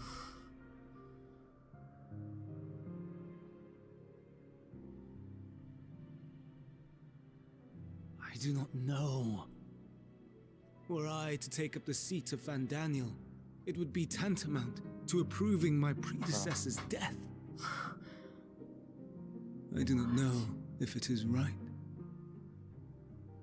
And to be torn by such thoughts. I do not know if I am fit to represent mankind. Wow. Hermes! Wow. Please, Who would have don't thought? be angry. It hurts so. Oh no. Forgive me. If you would still consider me in spite of everything, I beg some time to gather my thoughts. Wow. Meanwhile, Hydaelyn, I fear I must trouble you to attend to the others. 'Tis no trouble at all. Take as long as you require. So he's our Fandaniel? And you, my friend. Yes. I pray you find that which you seek. Right? What? I expect we have some few matters to discuss. Shall we return to the 12 Wonders for a time? What? Aye.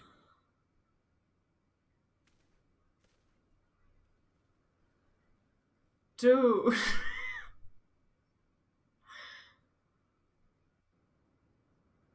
Yeah, that's good.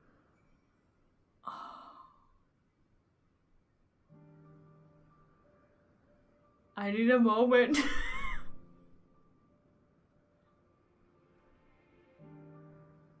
Just kind of go back in time and think about every single cutscene where we saw Fandaniel.